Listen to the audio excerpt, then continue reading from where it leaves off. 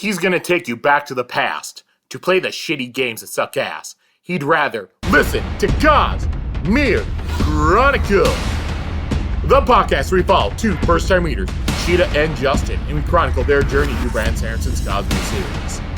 On today's episode, we'll be chronicling the Stormlight Archive, The Way of Kings, chapters 15 through 17.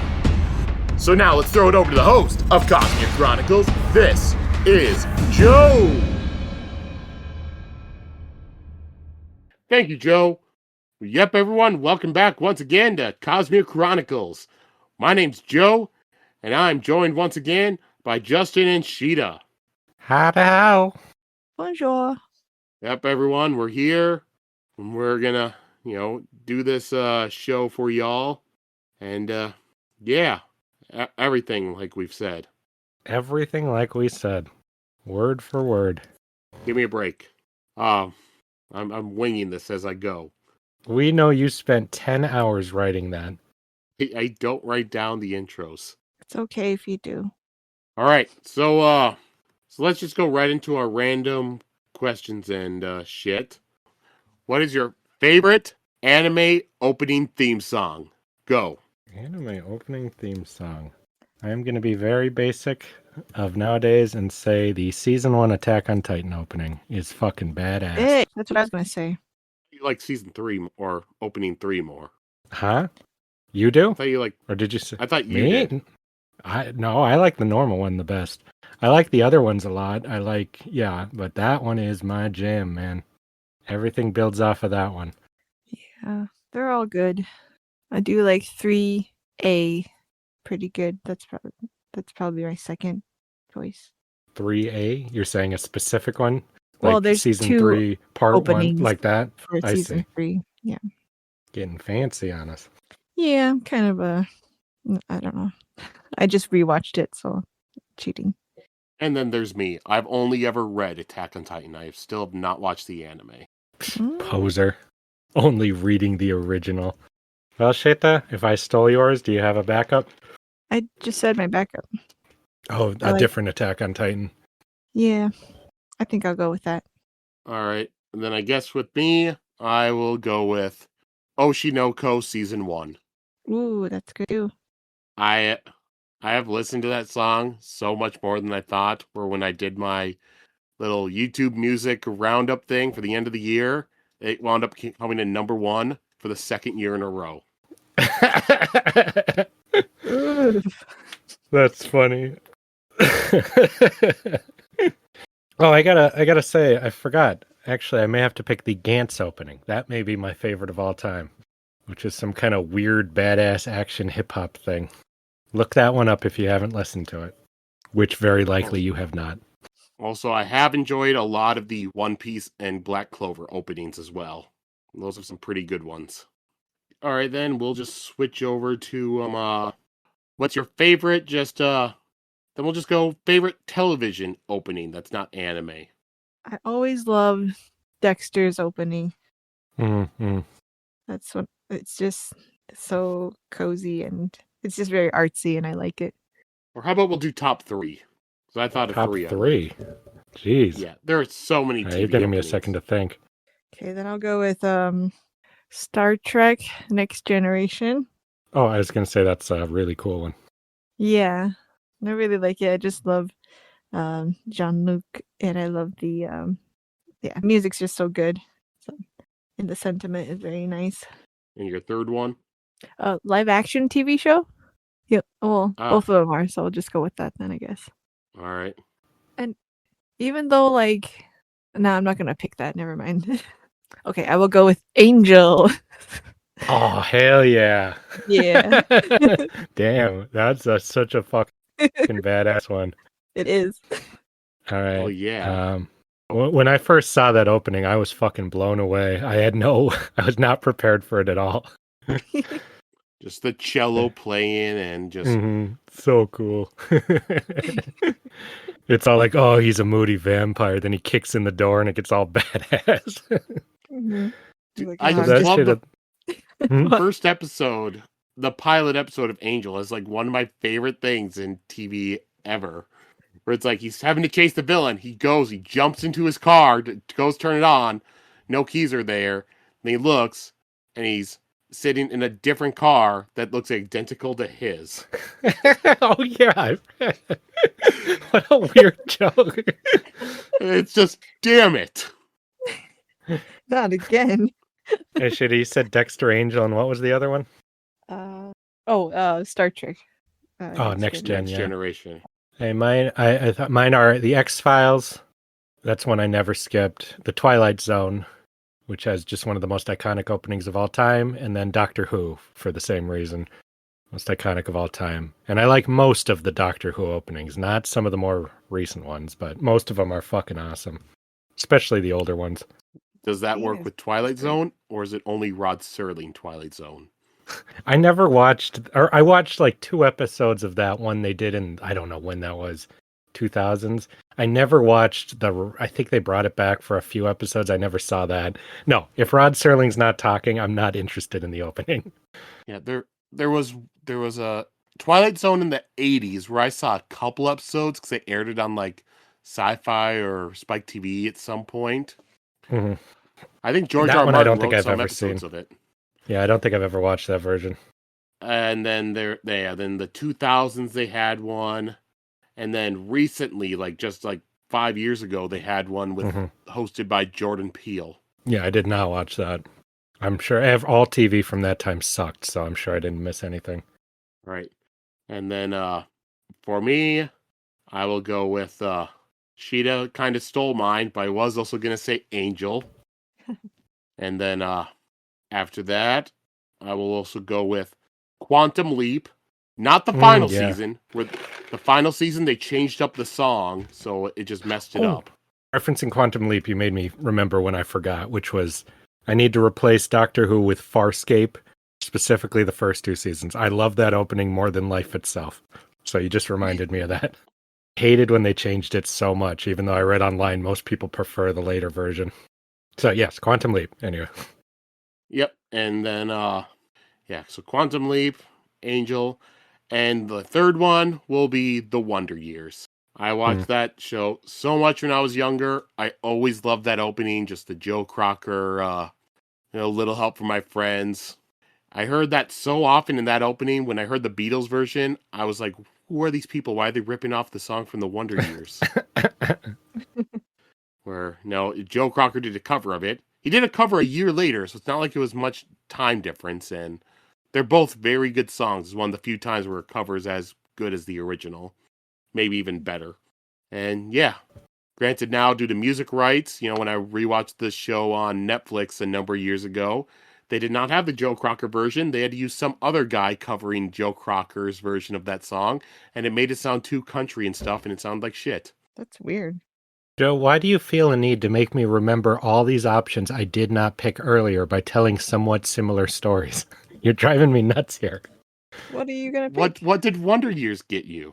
Because you said because of the rights, they don't have the awesome opening, and I realized my favorite anime opening of all time was Big O's opening, which was like this Queen-inspired epic. And then later, because of rights issues, they replaced it with a totally different version. And now, if you buy it on DVD, you will get that other version. So I've replaced all of my answers with the Big O. Sheta, you can have Attack on Titan back. I'm sorry. Okay. But I don't know why you keep telling these moderately similar stories, Joe. It's driving me nuts. I was going to do an honorable mention. Even though I don't like the show, I think the Game of Thrones opening song is very good. Oh, it's great. You like the first couple seasons, though, don't you? No comment. No comment. The first season was good. Seasons 2 and 3 were pretty good with starting to make some questionable decisions. Season 4 added a lot of filler, but you still had some great stuff. Season 5 and beyond was garbage. But season 4 is where Sheta just had to tap out and stop watching. And don't you regret that choice now, Sheta? After all the positive things people have said about the show. Best choices I ever made in my life. Man, we should just make a reaction channel and just have you two and me watch all of the show, then we can see your reactions to what happens in seasons 5 and beyond. If we watch it in a room that's like one of those rage rooms, then yeah, we can do that. Will you really get that angry about it instead of just being like, what the fuck? Will you If really you get give so Sheta badly up to something, rage? if you give her something that she really loves and is passionate about, and then you fuck it up, you will never see her angrier than that. How much do you love a book series where the most recent book came out 15 years ago? At the time, or when the show came out, I was right at the height of enjoying the books and stuff. So that would have been when I broke stuff. Now though, yeah, I've definitely cooled off from it because it has been half my life. So Well, we'll see how some of those choices are for you. I Oh. don't need to know.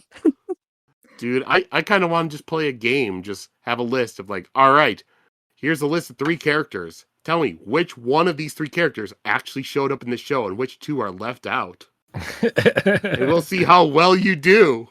You may be surprised. Well, now let's move away from these TV openings and we will instead go over to The Way of Kings by having Sheta recap what happened on last week's episode.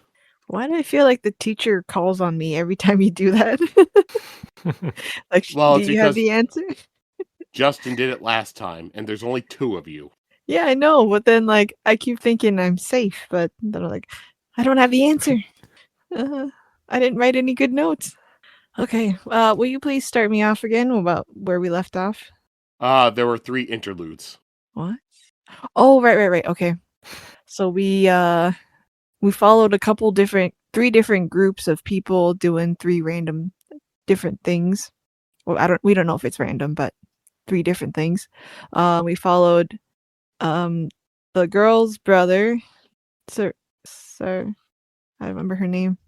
I was gonna say Serini. Sir Rini, yes.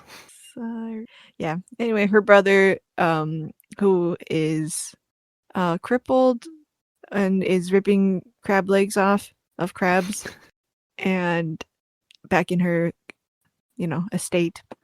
And then, so we learn about him. Then we learn about a humble fisherman or something, and he is helping out these other characters who are looking for a man named Hoyd, right? Yeah. And then like that's still crazy. I felt like I dreamed that. Then what was the third story? Oh, it was about the assassin guy. The assassin guy who is kind of in a magical indentured servitude thing and kind of just loose, and like random people have been picking him up all this time, but he has this big secret that he's actually like a super assassin. And yeah, his current master got killed and now he's with these murderer robbers, so we don't know what happens to him. Then we cut to the king and his lords. They're going like hunting, and we learn a bit about the dynamic of the lords and the relationships between the Dalinar and his sons, and a bit about the king. And they're hunting a giant crab, and the crab actually shows up and kills a bunch of people, and the king almost gets killed, but they save him. Is that where we're at? Then there was one Kaladin chapter. Okay. Kaladin makes it so that he becomes the leader of his bridge crew, and by threatening and bribing Gaz. And he actually, before that, he tries to jump off the cliffs and end it all, but Syl stops him, and then he does that. Then he was like, all right, I'll just become bridge crew and I'll get my shit together, or bridge leader, and I'll get my shit together. All right, all that was 2 weeks ago. There was a new Kaladin chapter after that. Oh, okay, so just delete that. Sorry. Okay.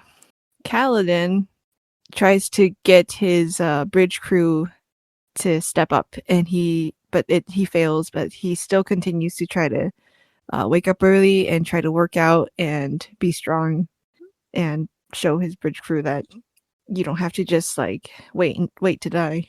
What's happened? I'll give that a passable grade. Sorry, I'll write better notes for next time. This Hey, it's better No. than my recaps usually are.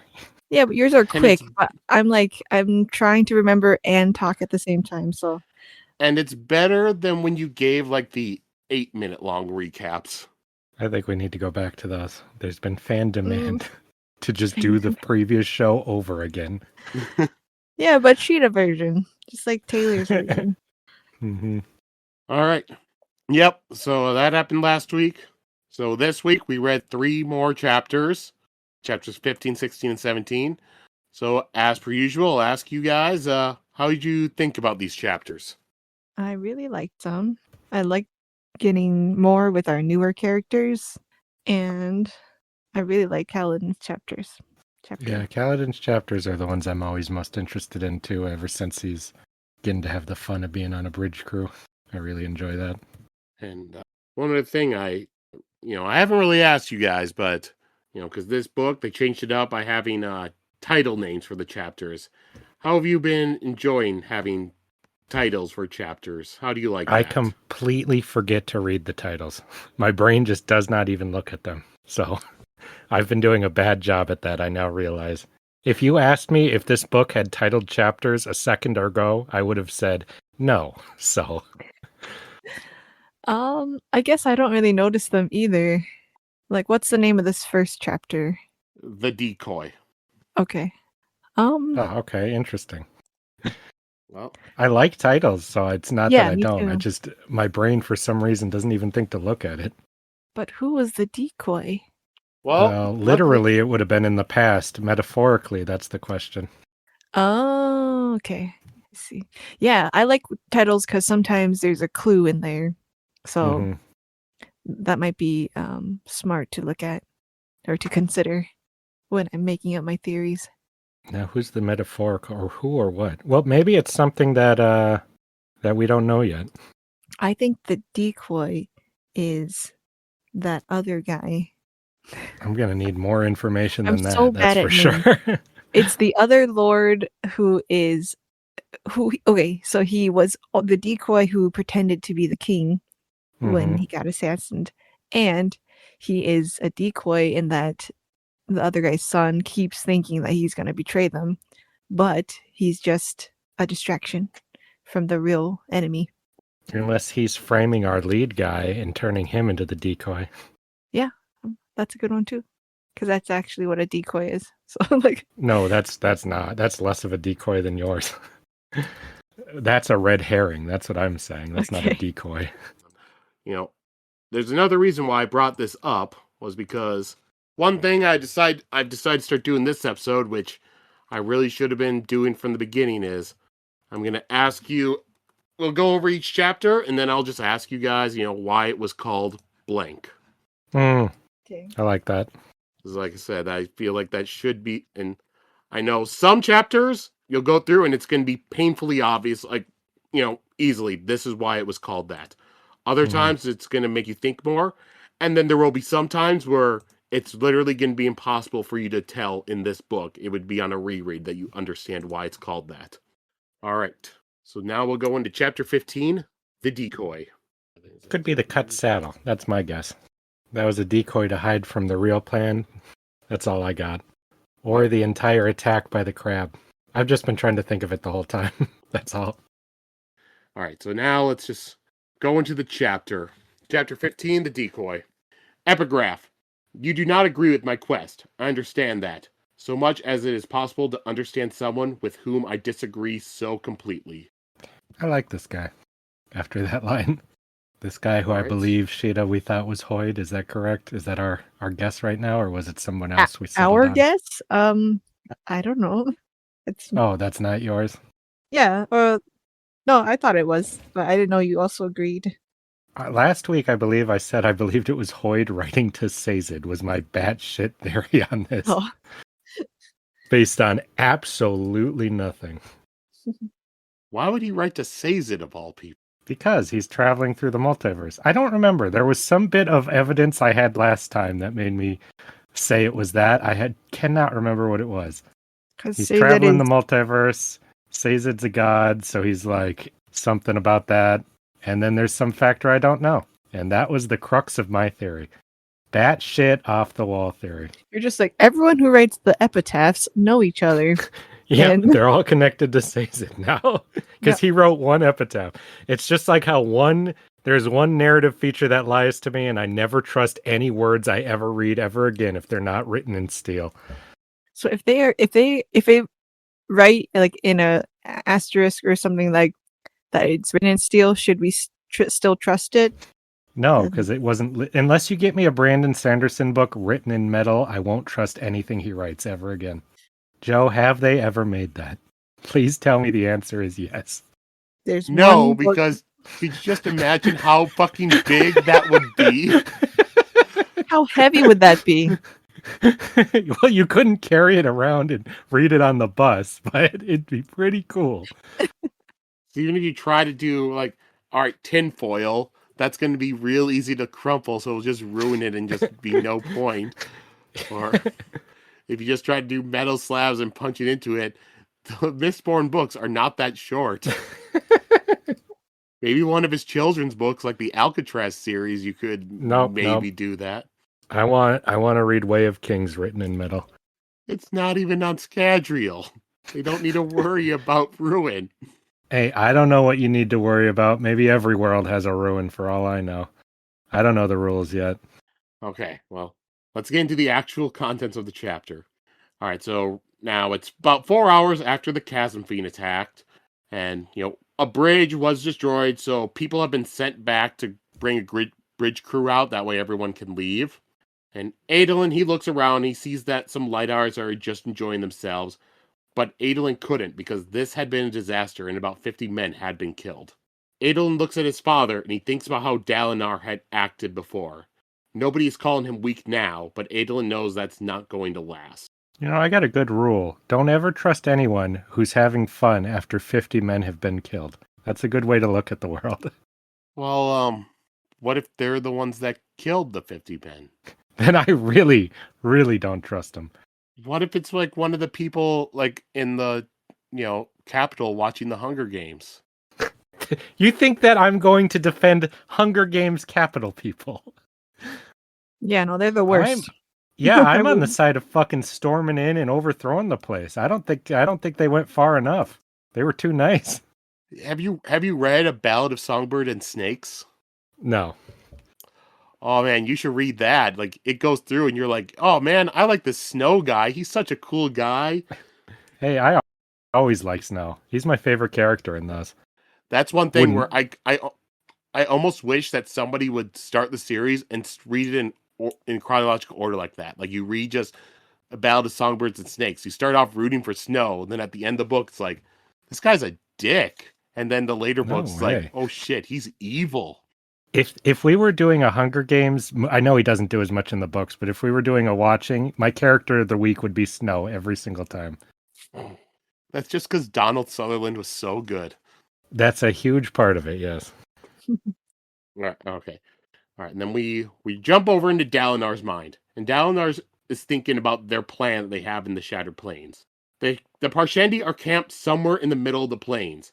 And the east and the south of the plains, like, they get hit so much by the high storms that those plateaus have pretty much gotten much smaller, so you can't escape going that way.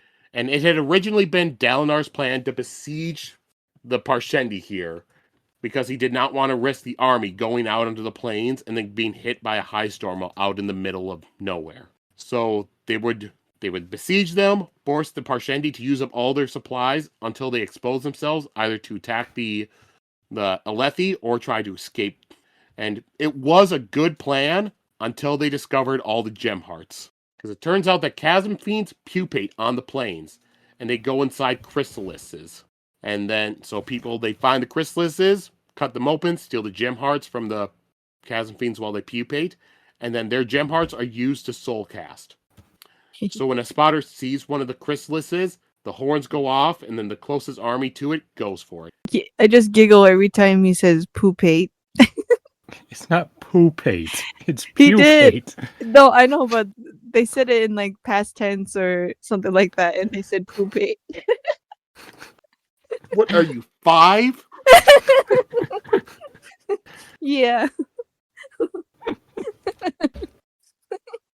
Okay. And so then, and also the Parshendi also go after the gem hearts when the chrysalises come out, and that's why they keep having the battles when they meet out there. And now the High Princes have turned it into a competition over to see who can earn the most gem hearts. They could simply take turns and, one High Prince goes after one goes after the next, but that is not the Alethi way.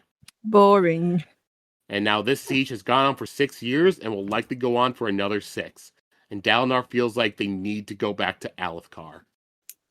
I was so glad to finally find out what they were fighting for out here. That was bothering me so much in the Kaladin chapters. But I really liked that we spent so much time without really fully knowing. I found that very interesting. I don't say this very often, but I think this whole culture is so broy. It's really fun.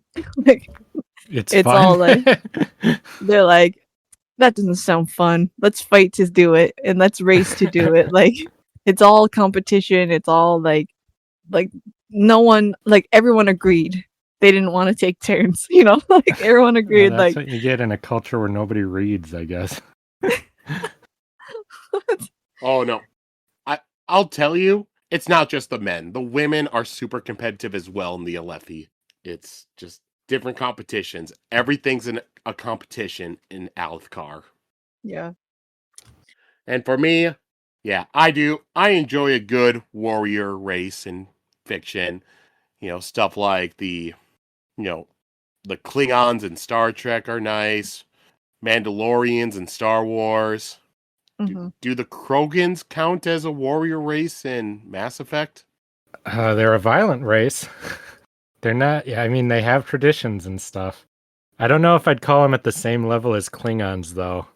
yeah. They don't really have the honor stuff or like in that same way. they Like have a weird code. cultures. They're just so naturally violent. But then Klingons are too, so it's harder to say because the Krogan didn't get to develop as well, so they've got a bunch of warring clans still, where the Klingons are relatively united. Their clans are more, they've got more ceremony, I guess. Yeah. I take it back. Any culture that has your coming of age ceremony being going out and killing a bunch of shit is a warrior culture, so I'll call them that, yeah. Like a predator? Yeah, predators. Yeah, like the Predators, yeah. I think, yeah, that's all fun and stuff, but there always comes a point where they're like, but we've been like just wasting a bunch of time with this. Like, I think we're missing the point of the war at this point. Like, I think that's what's happening. Where they're like, what were we doing again? Like, we just keep racing to get these gems, and like, what were we doing? Like, once you're warring for fun like this, they've got that code they talk about later. That code is designed for a war that is not fun. That code is designed for a war of necessity, where if you aren't prepared, you lose, and it like losing isn't like, oh damn it, I lost. Oh, next, better luck next time. Losing is like your entire culture gets destroyed. So I'm very curious to see where this goes in that regard. And and if you look at the plan Dalinar originally came up with made sense. It's like, oh yep, besiege them, starve them out and stuff. It's a solid plan, but now his plan has just been turned into a game. And then you lose so many lives and resources and stuff like that, and then you're kind of just like, if you're not on the one in charge or on top, you're just you'd just be pissed. Like, yeah, I mean, it's a hot take, but I'm personally not a fan of war as a game. So yeah, Justin. Oh yeah, that's not very Alethi of you. Yeah, that's a spicy one there, coming from my own culture's belief on violence and war. Yeah, because that's the other thing. I can't remember if it's this chapter or an earlier chapter where you got more into their Vorin religion, but with them, because they're believe that kind of like a Viking thing where they're kind of fighting, and those who do the best are chosen to help the heralds take back the Tranquiline Harbingers. So well, I believe what those worm farmers say later. That's all just a scam to get you to go die in some random ass war for some random ass shit. All right, then we're back with Dalinar. He's still thinking. And, after what had happened, Elhokar had sent messengers to the Parshendi to find out why they killed Gavilar. And the Parshendi, they took credit for it, but they never said why they killed him. And nowadays, Dalinar seems to be the only one that still wonders why they did it. The Parshendi are so frustrating to me when they talk about them. Because they talk about them like they're regular people and like there's some kind of weird other people that you can't understand their actions at the same time. And that's who you're fighting. That sounds so frustrating if you can't like fully understand who you're fighting or what their deal even is or why they're doing any of this. That would drive me nuts. Yeah, and they seem to range from either being like just another type of people to animals. Like, yeah. So, like, I still don't know, like, what are they then? Or what are they I'm curious actually? to find out. It's interesting how everyone is always so surprised. Like they're not like the ones we have. They think they do things. It would be such a twist to be like they're just people, they're almost exactly the same. Like, and then like seems it's just that way that to me. idea. Because in Mistborn, like Ellen didn't know that the slave people were like that too. Like they actually talk or they have thoughts and dreams. Like, like, you mean for it to be that the ones they have are just normal people too, and they just assume they're like creatures? Yeah, they've just been raised and told that they're have we like. seen one that talked at this point? I don't remember. We haven't gotten any POV, I think, or yeah, but have we seen one be one. like, "Hey," and walk in? I think we've seen them. Yeah, but I don't remember the details that well. I think we got characters talking about them. Yeah, about I think them, it's said that if they do talk, it's very, very, very little. Yeah, because they'll be beaten if they don't, is Sheta's theory there, right? Like, yeah, I don't know if I believe that or not. We don't know enough about him for me to make a judgment. And then Dalinar looks over at his son, Adolin, who has blonde hair that's mixed together with black. Like I told you before, when they have mixed parents and stuff, it's not just goes with one. So his hair is both blonde and black. Wow. Some locks of blonde. So I'd have the excitement of having brown hair. How exciting in this world. Dalinar had been told the blonde hair came from his wife, because Dalinar has no memory of his wife. She had been excised from his memory, leaving gaps. At times he could remember a scene and everyone else perfectly, but she was a fog. He doesn't even remember her name, and when anyone around him mentions her name, it just slips from his mind. That's fucking weird. And the way they just talk about it, like, yep, that's the way it is. I'm like, that would be the plot of a different story. It would just be that alone. And he's just like, yep, that's pretty crazy how that is. I wonder. Gotta focus on this shit. If he chose to, I wonder if he chose to have that happen. Like, to be like, I don't want to remember her. It's too painful. And then magically erased her, to focus on. It's interesting because we know so little about him from before. Like the image of him just getting flat out drunk, is hard for me to see. Same with the idea that he used to be super violent and competitive and stuff, Mm-hmm. So I'm really curious about this guy. Yeah, it's weird. And Dalinar thinks about the visions that he has been having and wonders if they are from the Almighty himself and if he's been talking to him. Dalinar heads into Elhokar's pavilion and Sadeas is talking about how many gen arts he has been earning. Elhokar says that it's because of Sadeas' bridges, which are more efficient than Dalinar's Chulpul bridges. Elhokar suggests that Dalinar should use Sadeas' bridges, but Dalinar says the codes state that a general may not ask a man to do anything he wouldn't do, and Dalinar would never run one of those bridges. Jesus Christ. I love getting to see this. I was so curious to see what they thought about the bridges. Dalinar points out that those bridgemen don't even wear armor or have shields. And Sadeas tells him the bridges serve a purpose. They are meant to be bait, so that way the Parshendi shoot at them instead of at the soldiers. Sadeas had given the bridgemen shields before, but all it resulted in was the Parshendi shooting at the soldiers instead. And Dalinar says that sometimes the prize is not worth the cost, which shocks even Adolin and Renarin because it is not an Alethi way to think. So there you go. You have your answer about why the bridgemen are not given shields or anything. It was so fascinating, too, because for all answers you could give, that's a pretty rational answer from a military standpoint. Every excuse that he gives I found so fascinating because it makes me so angry, and yet at the same time, I can see the logic in what you're saying. Mm-hmm. Especially in a culture that already has slaves and shit, so That's not that crazy already for them, that kind of thinking.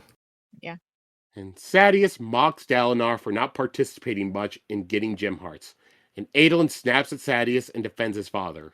Sadeas responds by mocking Renarin and says that he is useless. Adolin is about to attack Sadeas, but Dalinar interrupts.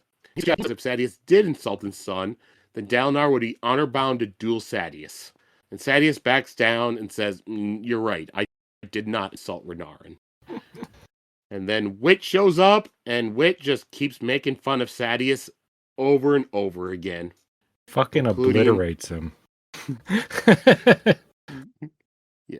Including, like, just some of the things, just saying that Sadeas was, like, having sex with prostitutes Don't worry, and stuff like that. It's my quote, so I'll get to say it later. Okay. And Sadeas wonders why no one has killed Wit yet. Because killing a Wit is not illegal. But if you do it, you do forfeit your title and lands. And then Adolin and Dalinar, they leave to go off and check on Elhokar's saddle that had broken because he had asked them to. Elhokar was convinced that it had broken because it was an assassination attempt. As they look at the strap, there is a chance that it had been cut, but it also could just have been normal wear and tear from a person riding on a horse wearing shard plate. Adolin complains that Elhokar is paranoid and sees assassins everywhere. Dalinar says that he has a right to be paranoid after how his father died.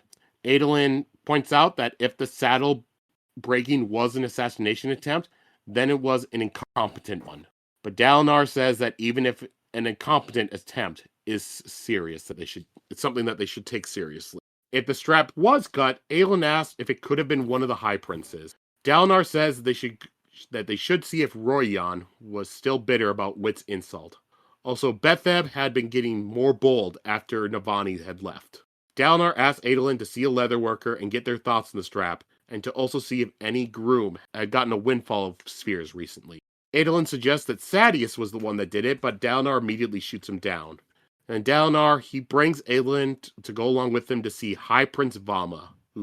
Valma was the other High Prince that went on this hunt with them. And Dalinar talks to Valma, and he makes Valma realize how much he needs Elhokar, casters, and lumber. Soulcasters are Elhokar's main source of tax. As they leave, Sadeas comes up to Dalinar and tells him that he saw Valma and told him that he is going to be doubling the price of lumber. Pretty much what the two of them had done is they worked together to make Valma realize that it would be much cheaper for him to keep using Elhokar's Soulcaster instead of buying lumber in the future. I loved this team up after all that shit before with them getting mad at each other. I really hope Salazar, I'm sorry, the name, Salazar.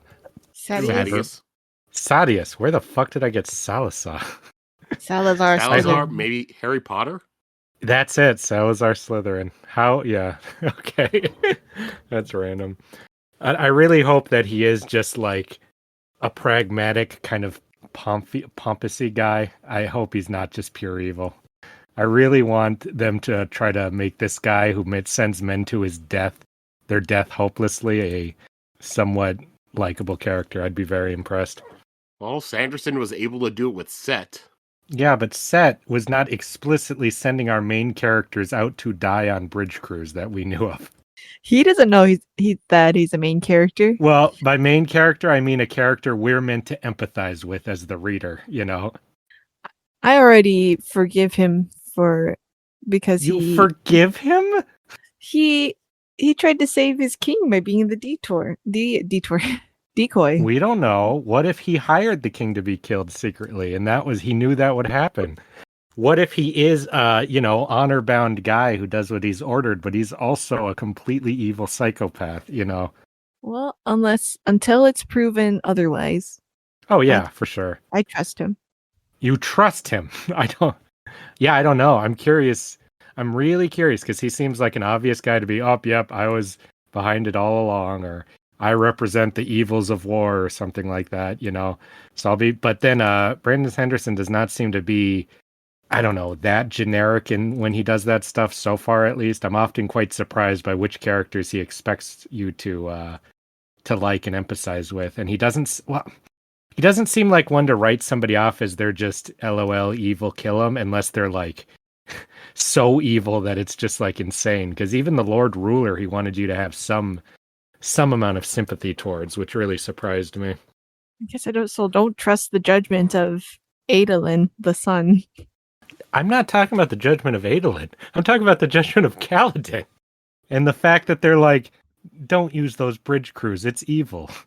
And he's like, yes, but it's the most efficient way to win this game we're playing, you know. Like, yes, but then our trained soldiers, whose literal jobs it is to fight, who at least have shields and stuff, could be in danger, and they're worth more. I thought was really funny. Makes sense. That's what I was impressed with. As much as I disagree and hate it, you know, I'm not in war right now, so. The thing I find funny with it is, you guys were questioning it. I've listened to other podcasts for first time through. When they're first seeing the bridge crews, everyone's always like, what the hell are these people doing? This is incompetent. It makes no sense. You just send people out. People are just dying. There's got to be a better way to do this. And then you get here, it's just like, oh, that was the point. Yeah.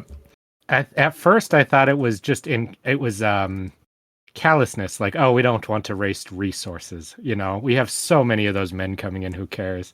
I'm really glad to learn there is a point to all this death, even if, I mean, it's horrific. It's incredibly horrific.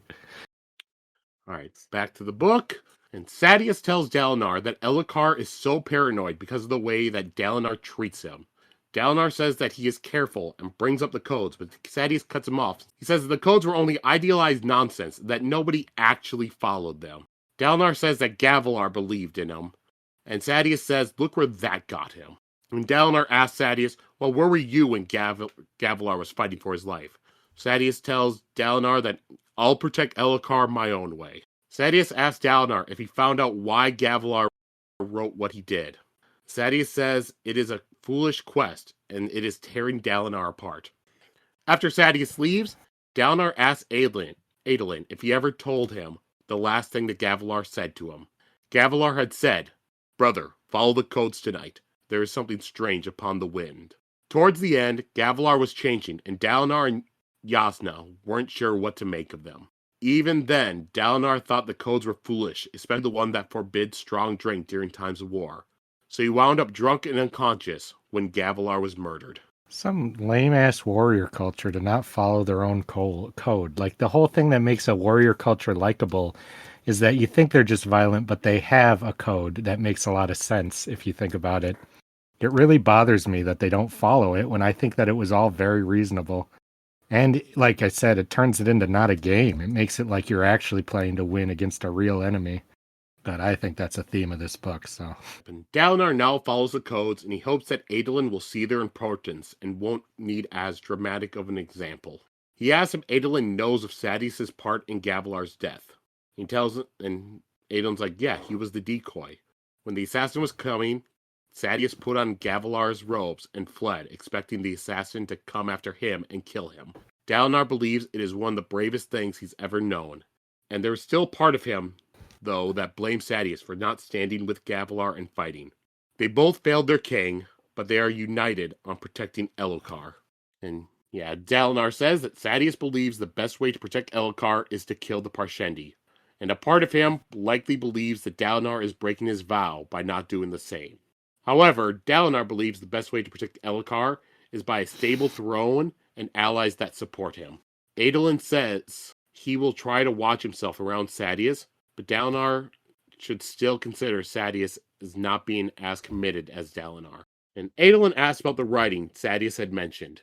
And Dalinar says that it is a secret shared only by them, Jasnah, and Elhokar. Gavilar had written words down as he died. And the words were a quote from The Way of Kings. That's the name of the book. I was very shocked to see that. I didn't know this was one of those kind of stories. Yeah. Dalinar has had it read to him, but he still doesn't understand why Gavilar wrote those words. The book was used by the Radiants as a book to counsel the way they live. And then Elhokar comes and talks to them about the assassination attempt, and he gets upset, thinking that Dalinar never believes him. That was too whiny from what I want to hear from a king. I did not like that. The more I learn about this guy, the less I want to follow him. That's usually how princes are. You think so? You think he's just a prince who hasn't been weathered into being a king yet? Yeah, of course. Let's hope so. I mean, if his cousin... He's been king for 6 years. 6 baby years. Nothing's happened. Yeah, playing games, you're saying? Yeah. Someone was saying something about a cousin. Oh, yeah. Yes. You can compare him to his cousin, who is also very immature, you know. I think when you're the son of someone really great, you kind of get this cockiness that you didn't deserve. Were you saying Adolin's very... Yeah, he's immature. Yeah, but he's young. Isn't he, like, super young? Yeah, not that young from his cousin, you know, who is the king. Adolin's like 22, Oh, is he? 23. I read that wrong. But he was a lot more competent and everything when they were having to go up against the Chasm Fiend and everything. Yeah, he's more competent cousin, but I think that's just because of his dad. So, You know, I wonder what their relationship was like before. You know, I realize it would have changed a lot for him, huh? No wonder he has so many feelings about this. yeah, I really like the family aspect of it. And then after the bridge crew they had sent for arrives and the, procession is on their way, Dalinar thinks of a passage from the Way of Kings. It's about a king that watches an old man carry a stone, but nobody helps him because they worry about, his momentum, knocking them down and stuff. And the king compares it to how few are willing to step in and help with running the kingdom because they don't want more burdens themselves. And then the king takes the stone from the old man and thinks that maybe people should switch burdens more often. It might get people to help with the king's load. And Dalinar looks at the bridge crew and thinks that they are the lowliest in the army, but they carry the weight of kings. And that's the end of the chapter. I was like, the weight of kings? Wait a minute. I had to check the book title. Yeah, I know. Like- I thought the same thing. Like, was this a weird pun? Has it been weight all this time? That's what I thought. I think it's pretty funny to write your own book into your book and then praise how wise your own book is. I think that's really funny sounding. That sounds like something I'd do. Like, that's a good one. For the rock story, I was like, a heavy rock or a heavy bridge, maybe? Yeah, pretty literal there. Yeah. Also, the fabrial that's what the crystals are called, right? So, I don't remember where they said fabrial in here, but fabrials are just sort of like technology that they use that are powered by gems and stuff. Oh, interesting. So yeah, I don't remember where it was said in here, if it was said somewhere else, but you'll learn about it eventually. It's not really a spoiler, but they'll have like stuff that's powered by gemstones when they have stormlight in them, and they're called fabrial. Okay. It's interesting because I thought it was like a Fabergé, like a Fabergé egg, and I was don't like, even know what that is. it's like those jewel encrusted eggs, like Easter eggs that they had. Yeah. Like they're like Russian eggs, and they're really expensive. So I was wondering if they had similar root word or something, but it's just the name of the man who made them and stuff. So, but I do wonder if he is referencing them because they're kind of containing something like an egg. So, and they're really valuable too. So, maybe. I'm gonna guess not. I think it is Could be subconscious. You never know where people get Yeah. these fantasy words from. Fabergé. I'm gonna ask him when I meet him. And he's going to be like, what's a Fabergé egg? Well, I think he'll know what a Fabergé egg is. Hey, I didn't. Oh, wait, yes, I did. After I explained it to you. Mm-hmm. I know somewhere in this chapter, I didn't write down my summary, but at some point in this chapter, it did mention that Elhokar, he is married, and his wife is currently back in Elhokar running the kingdom. Alethkar. Did he name the city after him or the other way around? Well, Elhokar's the country. Okay. The city is That's- Kholinar. Oh, so many names. It's a fantasy book. That's what happens. So Alethkar is the name of the country? Is that what you said? That's what makes them Yes. a Lethe. Country. And then what's the name of the city? The capital is Kholinar. See, Sheta, if you just scroll up in our Discord, you can see the map that I put in there. I don't read maps. You I know really that's should not for this true. book. No, that's me who doesn't read maps. Sheta definitely does. And I'm going to tell you, especially later in the book and stuff, you really should be looking at the map to figure out where the hell shit is. Do I look like a cartographer to you? Kind of, If yeah. I wanted to look at, maybe I do actually. I set myself up there Just get me a map for Christmas so I can hang it on my wall and look at it. of just this one book Yeah. I've got one hanging on my wall. for this See? book. Yeah, it's the one that I bought at the that's cool. Renaissance Festival a couple years ago. I see. All right. So anything else from this chapter you two wanted to go over? No, I said all my things. Mm-hmm. All right. And then, like I said, at the end of every chapter now, I'll ask you, yep, so the chapter was called The Decoy. So why do you think Brandon chose that for the title of this chapter? For the Well, reveal the the the reveal obvious of reason. Sadeas. Got a better one? Revealing 'Cause that is Sadeas actually. Oh, and sorry. what? I think there might be a couple of things in here that could be the decoys. It could wit What would he be a decoy for? to distract us from the fact that he's Hoyd. Again, that's a red herring, not a decoy. That is. That is a nothing. Now he was Oh, off that's- doing something. He was off doing something. Oh, the decoy was the sandworm, right? That appeared out of nowhere because everyone asked, "Where the fuck was or where were you, Wit?" And he's like, "Oh, something had my attention." So maybe he did something to cause that to attack, so he could go do what he wanted to do. That's my theory. Oh, okay. A decoy is a person, object, or device used to lure someone or something into a trap, danger, or a specific location. Mhm. See? So it is in hunting too.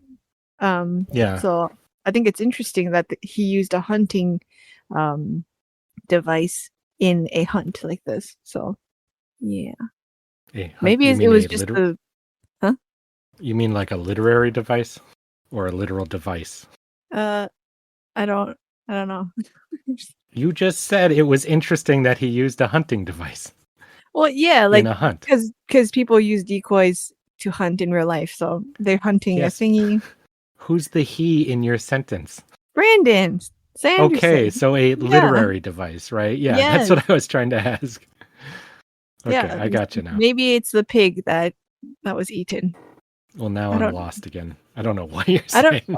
don't think it was a pig. The creature that they sent in to lure out the Yeah, but that that's not wasn't a a decoy. That was a Yeah. I still, even though I looked up the definition of decoy, I still am having trouble. It's just something to get you to go or look in a different direction while something else is Oh, happening. I So see. for the Yeah. hunt, it's like, we're over here. Actually, we're here. Shoot you, I see. Oh, I see. There's also in military strategy, it can be an undercover agent or something like that. So maybe it's a spy. So in my version that I was saying, the crab that attacked was the decoy so that the king and his men would be distracted while Hoyd did whatever it was that he disappeared to go do. Yeah. That's my theory. Yeah, that's good. That's I it. don't know. I don't have enough evidence to feel strongly about that, but that's the best one I can come up with. Because they were all very surprised by that. I don't have enough evidence for it to just be that. I have zero evidence. That's it. I'm making a lot of assumptions on Hoyd's motivation here, which I have, if that's even him. This guy is just called Wit. So. I got you calling him Hoyd. Yeah. No, I thought he was like right away. All right. Well, let's move on to the next chapter. And we do get a page of art here where it pretty much just gives us the Alethi codes of war. So I'll just go over them. Readiness. The officer will be prepared at all times for battle. Never drunken on wine, never without his weapon. I agree with that. Inspiration. The officer will wear his uniform when in public to look ready for war and to give strength to his troops. Mm-hmm. Restraint. The officer will refrain from needless duels, arguments, or squabbles with other officers in camp to prevent injury to men who may be needed to command. Mm-hmm. Leadership. The officer will require no action of his soldiers that he would not be willing to perform himself. Honor. The officer will not abandon his allies on the field, nor will he seek to profit from the loss of his allies. That's interesting. Because our guy is profiting from the loss of his allies, specifically. That's all they're doing. Mm-hmm. Interesting. All right. And next we go to a Kaladin chapter. So chapter 16 is called Cocoons. 7.5 years ago, Cal is hanging out with a girl named Laral, whom Cal has a crush on. He doesn't say that in there. And he It's wouldn't. heavily implied. He through says but that everything. he's he would having deny it. he's Like, having no, I don't. feelings. No, he didn't. He You're said like- my father described what puberty feels like, but she's Sheila, bad news why, though. why are you against him having a crush on this girl? Because it's not quite a crush. It's different. But shit, I think this is the girl that they keep talking about from his memories that you always assume was some old flame. Oh, I don't know. I thought that would be from later. Later, he's not that old at the beginning of the book, right? At least I don't think he is. But I could be remembering wrong. Let me look up. Laral was brought up earlier. All right, so yeah, chapter 4, when Kaladin gets brought in, when Tavlakov brings him to the woman that was buying them all, Kaladin thinks that she looked a lot like Laral did at the end. At the end. Yeah, so Laral is the daughter of Hearthstone's city lord, Lord Wistio. She has black hair with some streaks of blonde in it. And Cal is telling Laral that his father is going to send him to Kharbranth to become and Laral is not a fan. She says that if he joins the army, then he could win a Shardblade and become a Light Eyes. But Cal says that his father says that doesn't really happen very often. Cal thinks about how he has dreamed of becoming a soldier and fighting alongside people like Sadeas and Dalinar. And Laral complains about how she doesn't like talking to Cal while he is moping around right now. And then Cal's brother Tien brings him a rock that he had found. Tien is 2 years younger, but he is still smaller than other 10-year-olds.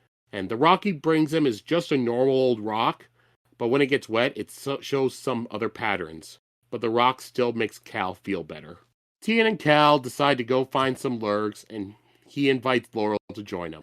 And she notices that Cal is now more cheerful and wonders how Ben is always able to do that for him. And Laral tries to get Cal to help her climb down, but Cal tells her, "You're a better climber," which just annoys her. And she says that it's polite, so Cal helps her down. Tien finds a lurg that's in a cocoon. They drop some water on it to imitate rain, and the cocoon melts away. And Laral asks Cal what he will do if his father tries to send him away to Kharbranth. She says that it sounds like his father's just forcing Cal to do the same thing that he does. And Cal points out that other kids, they do the same thing as others, like farming or carpentry and stuff, so why should it be any different for him? And Laral once again says that Cal could become Light Eyes if he earns a Shardblade. I don't like her. He wants him to go kill himself just to be worthy of her station. I didn't like it either. Even though she doesn't understand that. It's something later, the thing she does later, that made me dislike her. But you didn't like that, you say? I immediately like her. Too bossy. Well, she's just a kid. No, it's a typical Light Eyes thing. And then they notice a group of boys at the bottom of a hill. The boys should be out worming fields, and Cal wonders why they aren't. Laral says they should go find out and begins walking towards the boys. The boys give them all an uncomfortable expression. And Laral she walks down there and she just doesn't say anything. So Cal has to go in and he asks Jost, why aren't they worming? And this upset the boys because they feel like they have to always do hard work while Cal just gets to rest inside all the time, and now he's questioning why they aren't doing hard work. And they say that some of the field was growing incorrectly, so their parents are discussing what to do next. And that worming was fucking gross. I did not like that description. I would not want to have that be my day every single day. That sounds horrible. I like when they dig up the worms, they just crush them. Like, fuck these things. Well, they don't have pesticide. It's how they have to do it this time. It just sounds so gross. Sounds tedious. You know, though, when I think about it, a part of it sounds satisfying, too, because you do get to... I'm sure you hate those worms more than anything, so that part has to be nice. Yeah. But, yeah, they're just so hateful. Like, I think the idea that they stay in there and they ruin it, and you've been taking care of them the whole time, you know? Like, you know, you could say there's a metaphor there for fighting for this kingdom, if you really just... The Parshendi are like the worms? Is that what you're saying? No, the Alethi are like the worms. They don't have their honor, their code, their kingdom, their reason. They're just fighting for fun, just getting fat on the inside. I don't have a high opinion of their current culture. That's all I'm saying. And then Nagit asks, "Hey Cal, you know things, right?" And he asks if Cal has ever heard of a Dark Eyes becoming a Light Eyes. Cal answers that, sometimes a wealthy merchant Dark Eyes could marry a lowborn Light Eyes, and their kids might wind up having Light Eyes. Nagit says, no, not like that. Like winning a Shard Blade. And Laral adds in that even a slave could become a Light Eyes if they won a Shard Blade. And Joe says that his father should have gotten a Shard Blade, but the man who was with him took it while he was sleeping. And Laral just begins to laugh at this. And she has Cal point out, and Cal's like, yeah, the battles that your father was at, there were no Shard Bearers there. I was like, bitch, to put me on blast like this. I was so right, mad to make him say. Yeah. She It's did that like, on they're purpose. gonna kick my ass, man. Man, the way you said that, Justin, just reminds me of a sketch from, I think the Chris Rock show. There's a little sketch of what to do so that you don't get beaten up by cops or something. It's one where it was don't have your pissed off girlfriend in the car. Gets pulled over and the girlfriend's like, just the police officer, he did it! Whatever it was, he did it! Old Chris Rock. Yeah. Happened. Cal says, maybe your father just remembered incorrectly. And Jost gets pissed and says that Cal always tries to make them feel stupid. And he throws a quarterstaff at Cal and says that if you insult my pa, then you fight. And he calls Cal Lordling. And Cal doesn't want to fight, but he looks over at Laral and he sees that she's smiling at him. So, oh, Laurel. She's winning me over now. Because that's funny. And so he tries to fight, but Jost easily knocks him down to the ground. And Cal looks over at Laral again, and she's pursing her lips, probably doing the Michaela Maroney not impressed meme, and he feels shame. I'm sorry, I cut out. What meme were you referencing? A meme that came from the 2012 Olympics. Posted in the Discord so we can all see. I was very surprised to hear you say the words that came from the meme. Well, I know it because I just straight up was watching the Olympics. So I actually saw the look when it happened live. And then it wasn't until later that I saw people were saying that she was not impressed. Does he say it? Because I'm thinking of the part in the Snyder Cut when Superman says that, which was the best part of that movie. Here, let's go with this. Because pretty much with Michaela Maroney, she was their top vaulter and stuff. When they had the group competition, she nailed the perfect vault, got them the gold. So now when she was doing the individual competition, she was going, she fell on her first one, then she hit her second one, but she did not go gold. She got, I can't remember if it was silver. And then when she's standing there, she has this look. So people were like, yep, she's not impressed with the medal she got after those Olympics. It kept being like, yep, whenever people do memes, it's like, yep, she's not impressed. Mm-hmm. So I just picture when Cal, after he gets knocked down, he looks over at Laral. She's giving him this look. All right. And yeah, Cal feels shamed after this. So he gets back up and he feels an energy while holding the weapon. And he smashes it into Jost's hand, and the weapon just feels right to Cal. And Cal prepares to smash Jost in the face, but he sees the blood on Jost's hand and freezes up. And Jost takes advantage and takes down Cal. Cal tries to continue, but Jost tells him to just stop. And Laral leaves without saying a word. That pissed me off. She put him into this position, and then she can't even stick around. What's that? He was awesome. Oh, are you defending her? Or? Yeah, girl has standards. Oh, I thought you said you didn't like her earlier. I respect that. I didn't like her being all whiny and indirectly wanting to date him or marry him, but not just saying it. She's a kid. She's a teenager. That's totally she normal. Has standards. She doesn't have standards. If he doesn't fight and become a Light Eyes, she feels that they can't be together. That's how I interpret it. Mm-hmm. I don't know if she's older than him or not, but he's 12. So she's probably 12, maybe 13. I don't remember. And you're like, why isn't she? Well, just say it. If you're gonna have a boy risk his life, at least say it. and give him a reason. Don't just More get mad. completely. Yeah. Hmm? Don't just get mad that he was gonna be a doctor now. He will never know. He seems oblivious to that stuff. So I'm saying she goaded him into a fight he didn't want to have, knowing what was going to happen, and then leaves as soon as he has any trouble. That made me so annoyed with her. That's what I was trying to say. None of this weird shit you were saying. at that point, I was like, yeah, I'm done with him too. Let's go. Like, You're done with the 12-year-old that has never fought before, and he was not able to beat somebody who has been getting training every night. and is much older than him. Yes. All right. I'm just getting in her mind. I wouldn't do that if I liked somebody. So you disliked her for the reason I thought was a very sensible way to act, and you like her for the reason I think is a very unsensible way to act. Is that what I'm hearing? I guess so. All right. And then Cal, afterwards, he asked Jost, teach me. He says that he'll even worm for Jost, but Jost says that he can't because Cal's father would kill him.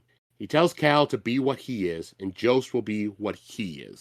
After they leave, Cal feels some tears on his face, and Tien brings him some more rocks. So cute.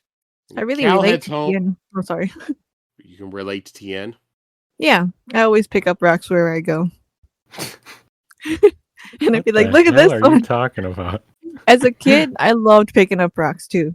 So I was like, that's me. See. I'm not trying to get the boy. I'm just picking up rocks. Like, And Cal heads home and goes to see his father.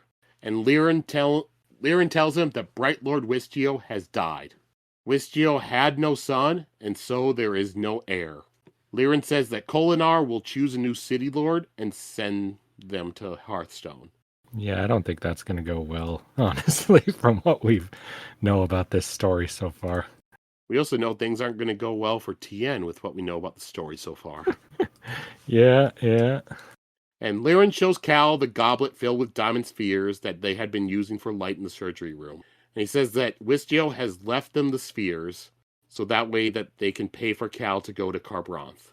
And Cal wonders what he really wants. Glory and honor for being a soldier didn't matter to him, but something just felt right when holding that staff. But now he feels like the decision has been taken away from him. That's the end of the chapter. Anything else about this chapter you two want to go over? Just the overwhelming sense of dread for these characters. yeah. Maybe it's because I'm doing a rewatch, but I really thought of like Attack on Titan with Eren and Mikasa and Armin playing and stuff on the day. And they're just having an innocent little childhood time before. Oh yeah, I expected Tragedy everyone to get strikes. slaughtered in this chapter. Like I thought it was just gonna be like just brutal right away. Mm-hmm. Just because we know where they end up.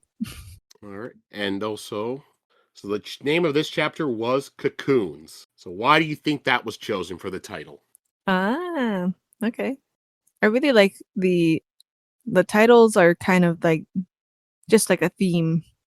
Like if you like a couple of themes that were in there, or the imagery too.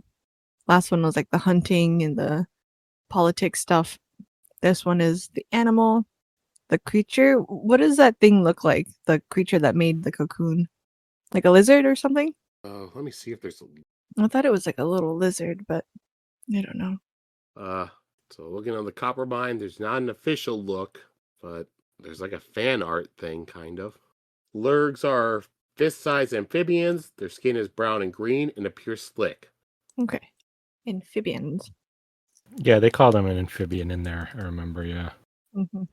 Well, then, the phrase that really sticks out to Kaladin is the older boy saying, "Be what you are, and I'll be what I am." And so, cocoons are kind of like becoming because of the transformation of changing from one thing to another. Mm-hmm. So maybe he's trying to decide that at that moment. Mm-hmm. Yeah, I agree with you. I think his life right now is the cocoon he's in, as a adolescent boy trying to decide what his future is going to be. Mm-hmm. I think that, what was it? It got tricked into thinking it was time to leave, that thing earlier, right? I think he's going to have something like that happen. When Sorry. these people attack, Or once they get the new master guy and he's horrible and everything goes wrong, and he vows to do a whole thing. Yeah, it's interesting. I thought, were you saying how Kaladin and Tien, they were tricking the little creature into thinking it was time to start the Mhm. cocoon, early? Yeah. Mhm. Yeah. Yeah. I like that. Now his hand is forced Mhm. to make a choice. Yeah. All right. Then let's move on to our last chapter for today, chapter 17. Another Kaladin chapter. The chapter's called A Bloody Red Sunset. Epigraph. Might I be frank? Before you ask why I was so concerned, it is for the following reason. That pissed me off. Do not start a sentence and then finish it in the next chapter. I hated that so much. Especially when this is the chapter we're ending on. Yeah, you did that on purpose. I did not look at the epigraphs when I was setting up the chapter break. All right, so chapter begins, and Kaladin visits an apothecary, and Syl makes fun of the man for being really old. And the old man, he acts like he's really old, like, "Oh, young Sonny," and he offers Kaladin a ward against danger or a love potion. And Syl suggests that Kaladin buys the love potion and gives it to Gaz. Well, that would have been something. Kaladin instead asks for bandages and either Lister's oil or knobweed sap. And the old man realizes that Kaladin actually knows what he is looking for, and he stops acting frail. He tells Kaladin that he should go to the surgeon's hall, but Kaladin answers they won't give anything to a bridgeman. And the apothecary brings Kaladin some Larmic mucus. It is cheaper than the others, but it still costs 2 blood marks. And it's here I'll make one little explanation that I did not even realize my first time reading it, is their little nicknames for their money. Once I heard it, it's like, oh yeah, that makes sense. Like What's the nickname? like Oh. blood marks are ruby marks. Ruby, blood, red. Okay. And the other ones I know, like if they say clear marks, those are like diamond for clear. And sky marks are sapphires because of blue. I see. I don't know if other gems have little nicknames like that, but those are the ones I know are clear, blood, and sky. And once I heard that explained, it's like, how did I never realize this the first time I went through? Oh, I just didn't think about it. I was like, man, they have a lot of money. Like, yeah. Man, he really likes world building to come up with that Isn't kind of that his stuff. Yeah, but like, that's just such a job? detail that's all fun and unnecessary, but Mm-hmm. fun. All right, and Kaladin says, but I saw some knobweed outside, and the apothecary tells him that, yeah, if you take one of those reeds, you are lucky to even get a single drop from one of those reeds. And Kaladin, he does not have enough money for the mucus, so instead he buys a needle and gut, and he also buys the bandages.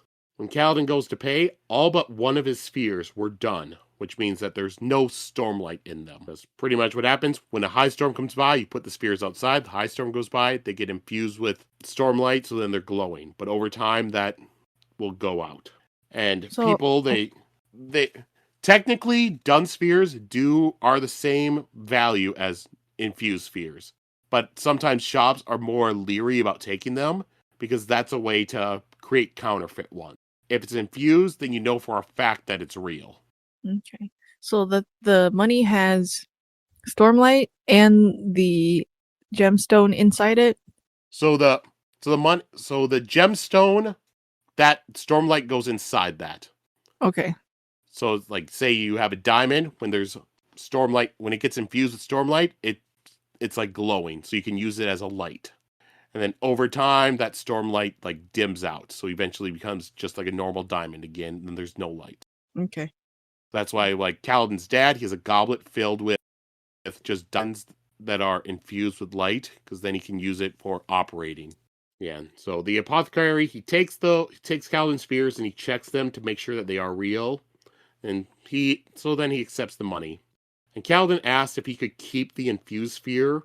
That way he can have it for luck and also light if it gets dark. And the apothecary lets him. And Kaladin figures that Gaz must have given him some old spheres that were about to run out. As Kaladin is walking through the war camp, he sees just people everywhere.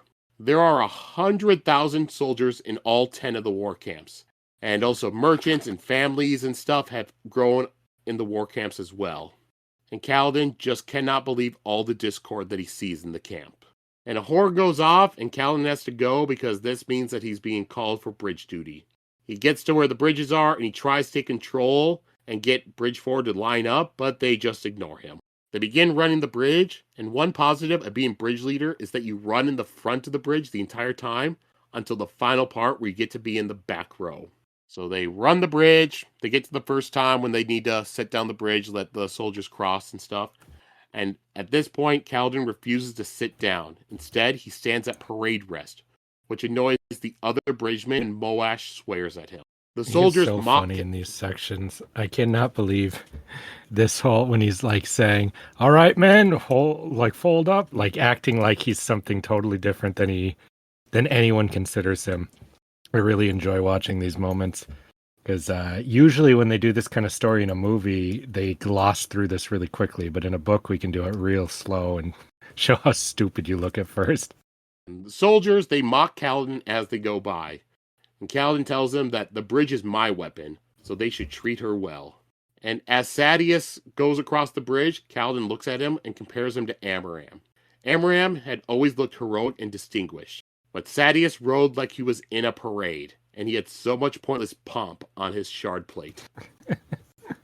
And the bridge run continues, and Kaladin keeps on standing whenever they set down the bridge.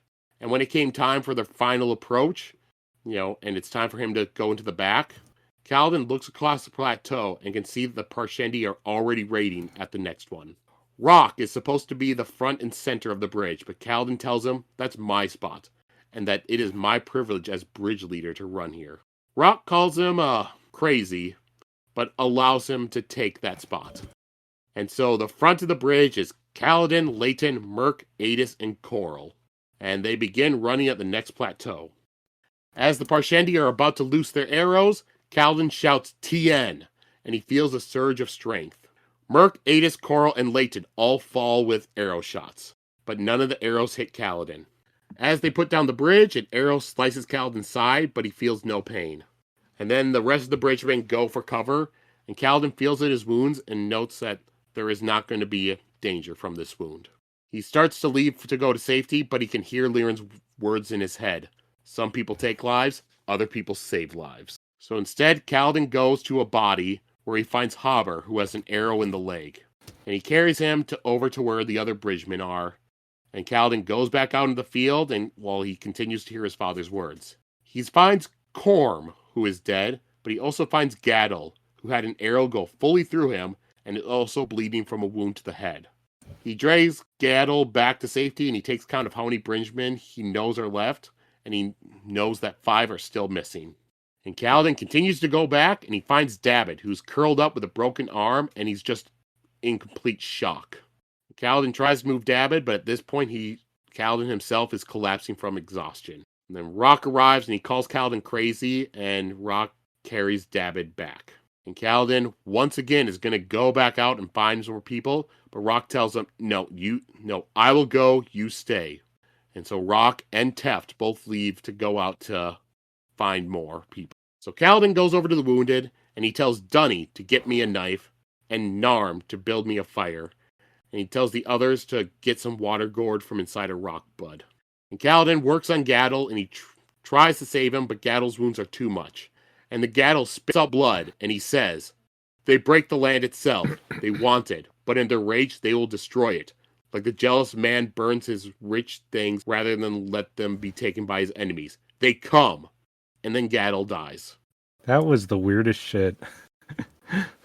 I don't know this guy that well, but it doesn't seem like something a standard bridgeman would say upon death to me. Does it sound similar to anything else you've Yeah, heard? I was going to say, I wonder if it is those last moments things again. Mm-hmm. Yep, that's what it is. Mm-hmm. Some of those really, really poetic things that people say back then. Yeah, I think they become connected to something in their last moments like that. I agree. So Kaladin is hurt by Gadol's death when Rock and Teft return carrying someone else. Kaladin knows that they would not return unless the person was still alive. So Kaladin gets back to helping. Rock and Teft lay Leighton down, who has 2 arrows in his shoulder and opposite arm. and Tef tells him that the other 3 are dead. So Kaladin begins working on Leighton, and he's muttering, "You will not die." And after taking care of the wounds, Leighton is still breathing. The bridgemen look at Kaladin reverently as he goes to work on Haber and then Dabbid. After Kaladin's done with all of them, Tef gives him some water, but Kaladin says, I still need to check on the scrapes of all the others. But Tef is insistent that he drinks. And Rock says that none of this will make a difference because Gaz has standing orders from above to leave the wounded who cannot walk behind. Kaladin says that they will tie Leighton and Haber to the top of the bridge and take them off when they need to cross the bridge. Someone may need to lead Dabbid if he's still in, battle shock. But Rock says Gaz isn't going to allow it. And it's a few hours later, the battle was a long one, but the Parshendi wound up retreating. And Kaladin finds Gaz and tells him that we are taking our wounded back. But Gaz responds that Bright Lord Laral won't stand for it. Kaladin says that we'll be in the last group going back so Laral or Sadeas won't notice, and Bridgeform will move quickly and efficiently, so we're not going to slow anyone down. And Kaladin hands Gaz his last sphere, and Gaz scoffs at it. Kaladin says, I could just kill you instead. Gaz takes the sphere, and he complains, it's done, too. Kaladin's confused because the sphere was glowing earlier, but he says, it's Gaz's fault for giving it to me. Gaz says the spears he gave Kaladin were just freshly fused last night. As Kaladin leaves, Gaz asks him, why do you care about him? And Kaladin answers that they are his men. Syl tells Kaladin that she does not trust Gaz. Kaladin says he has to just hope on Gaz wanting to keep getting spears from him. He says that the way Gaz looks at those spears, he perhaps needs them badly enough to stay in line with Kaladin. Kaladin says that one thing Syl can rely on is men's greed. And that's the end of the chapter. For some reason, I thought it was going to cut, and we'd had already seen him do this, because we were kind of jumping through time to skip this part. But this is the part I most wanted to see, so I was really glad they didn't. You mean them doing a bridge run?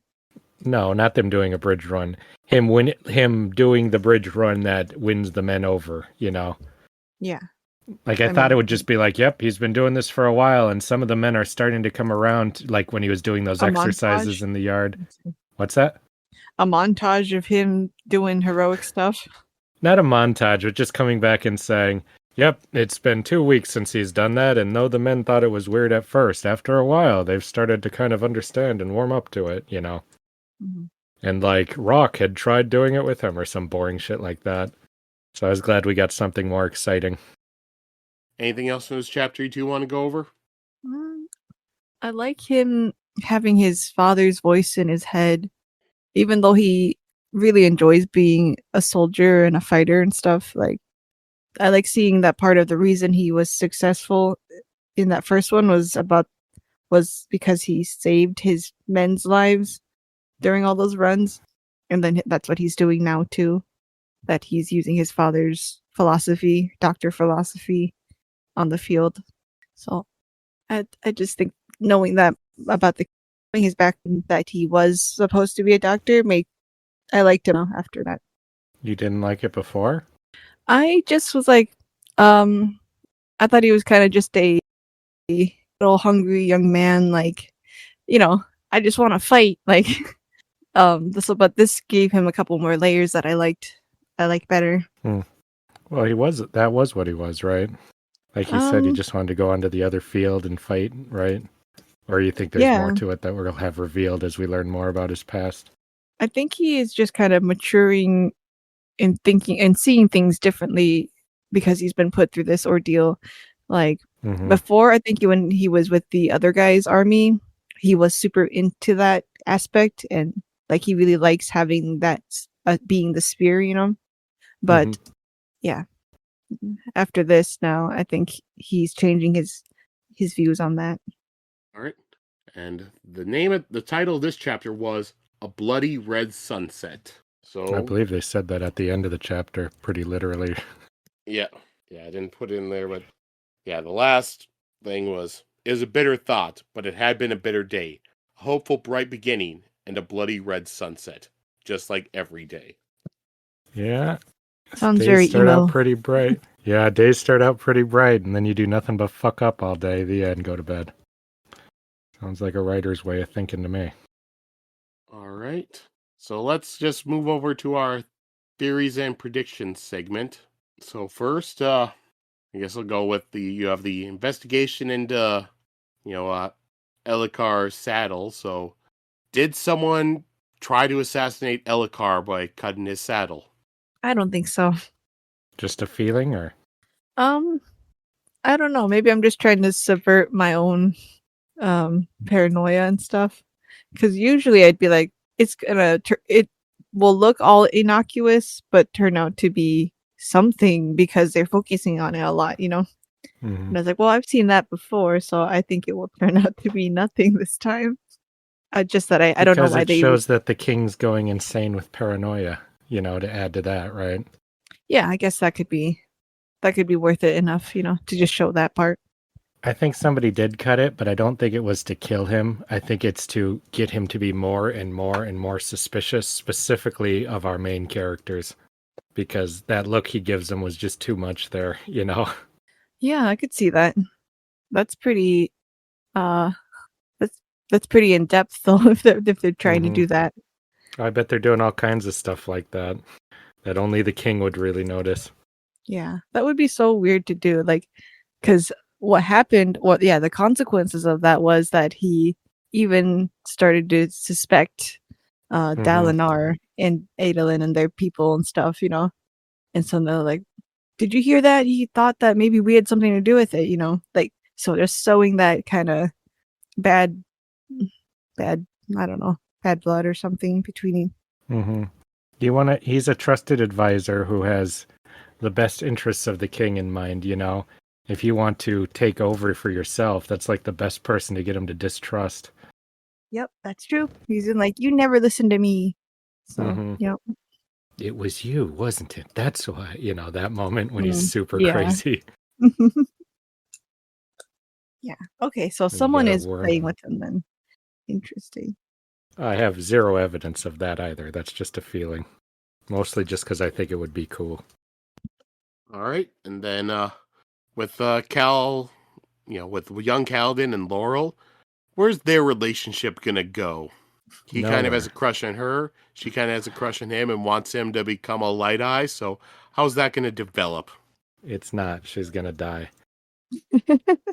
She's going to die, and he's going to feel inspired. His father's going to die. Everyone's going to die.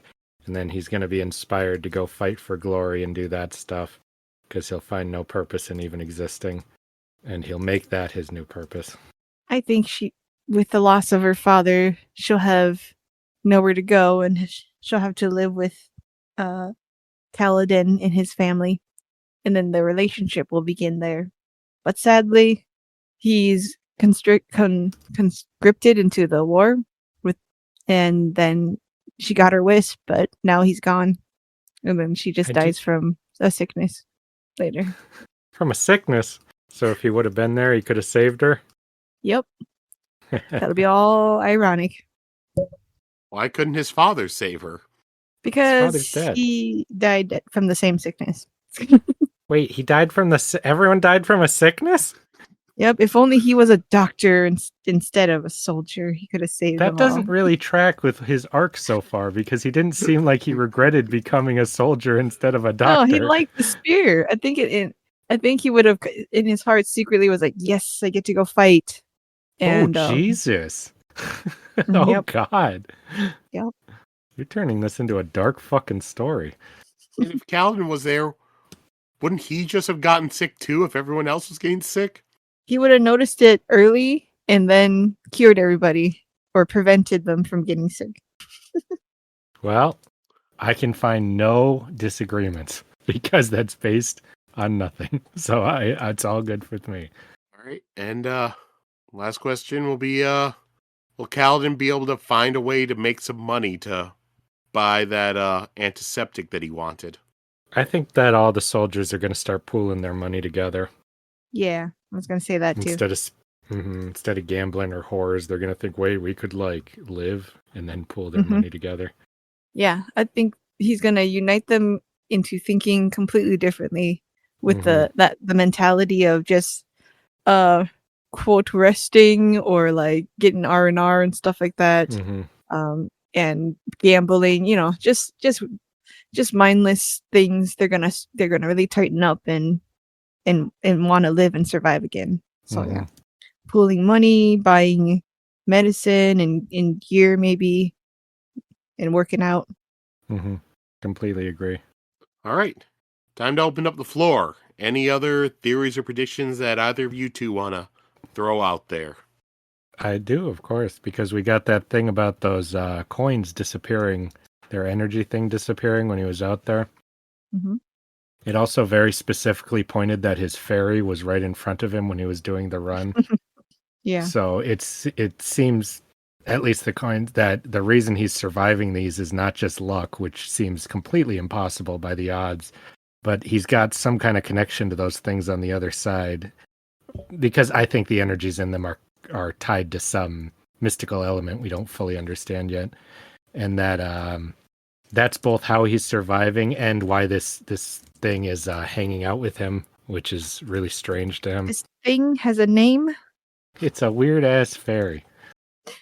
There's definitely, I don't have the details yet, but definitely something with that. You got anything more solid? Me? Solid? Mm-hmm. I'm just kidding. Or maybe, the voices were not very happy with how the war was being conducted, Maybe whatever this is on the other side of death favors him and wants him to live, as its champion or something.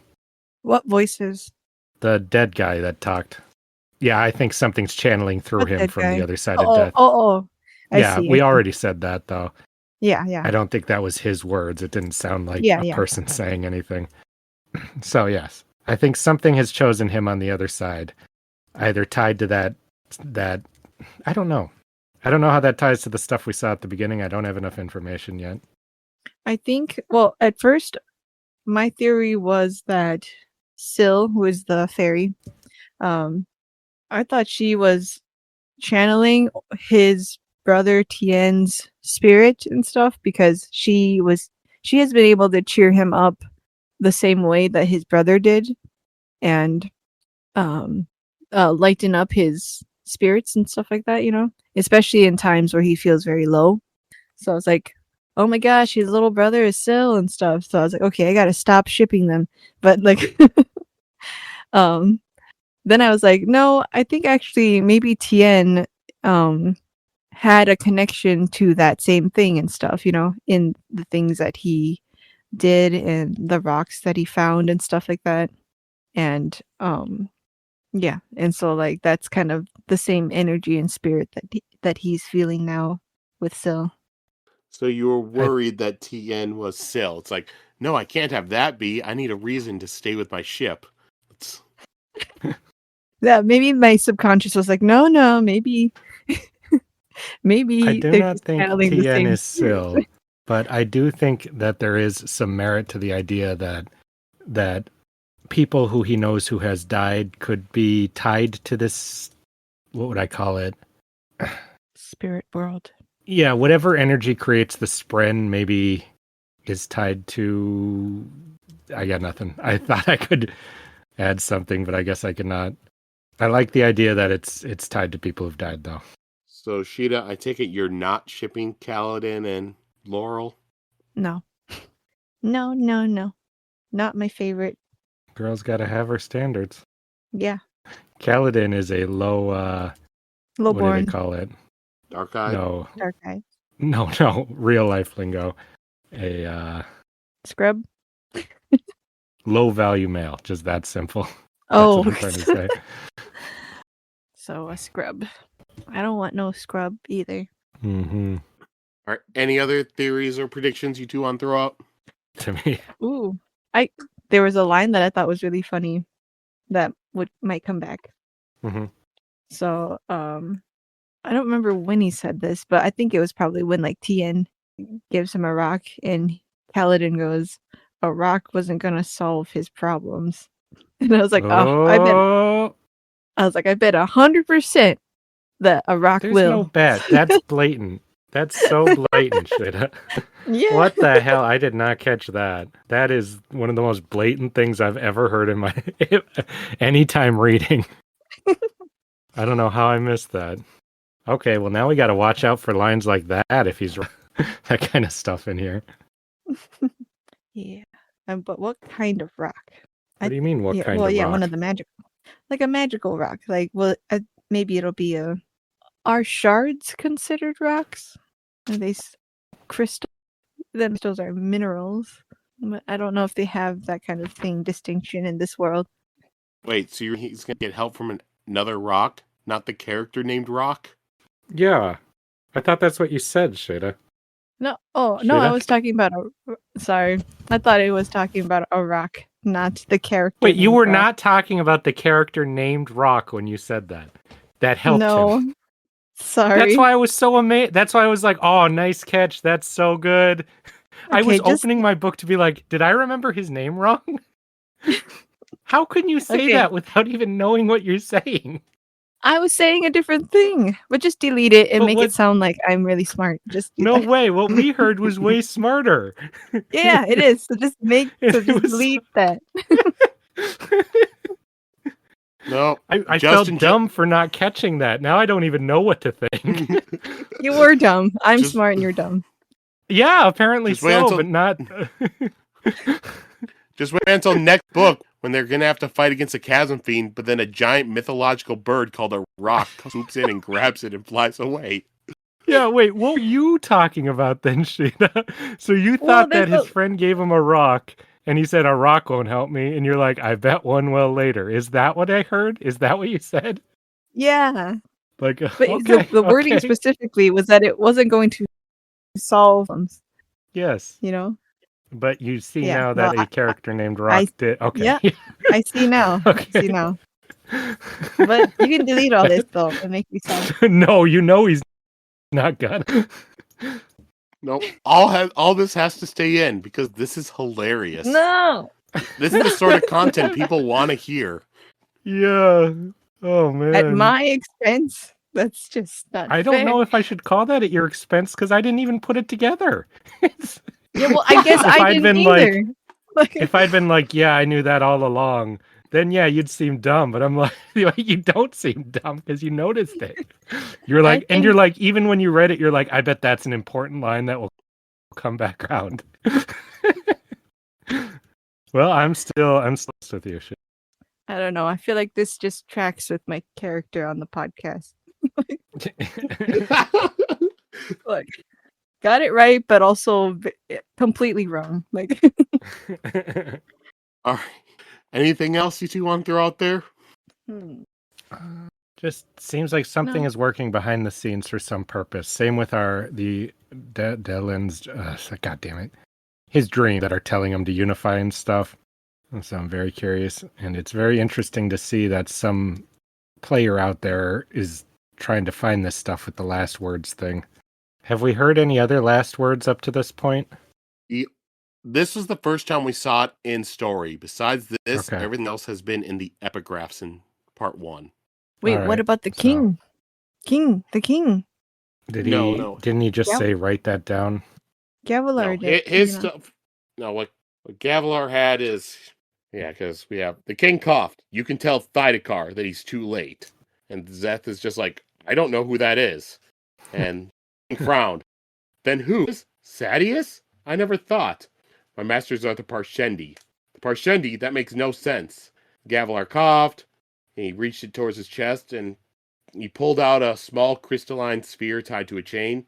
You must take this. They must not get it. Tell my brother he must find the most important words a man can say. And then Zeth wrote down that, brother, find the most important words a man can say in Gavilar's blood and left. Oh yeah, so that thing about his writing, they're reading differently than how it happened. I forgot. Yep, they're reading what Zeth wrote down, not what Gavilar wrote down. Yeah. I think it's so friggin' funny in this book how many times they're like, a man reading? That's weird. Well, there's like a shitload of men reading this very book, right? Like at all times. All right. Well, I think it's safe for us to move on to the character of the week then. I'm gonna go with Kaladin. Learning, you said this, but learning that he wanted or that he was going to become a doctor was interesting, and like a little bit about his character before he became the man that we're following now.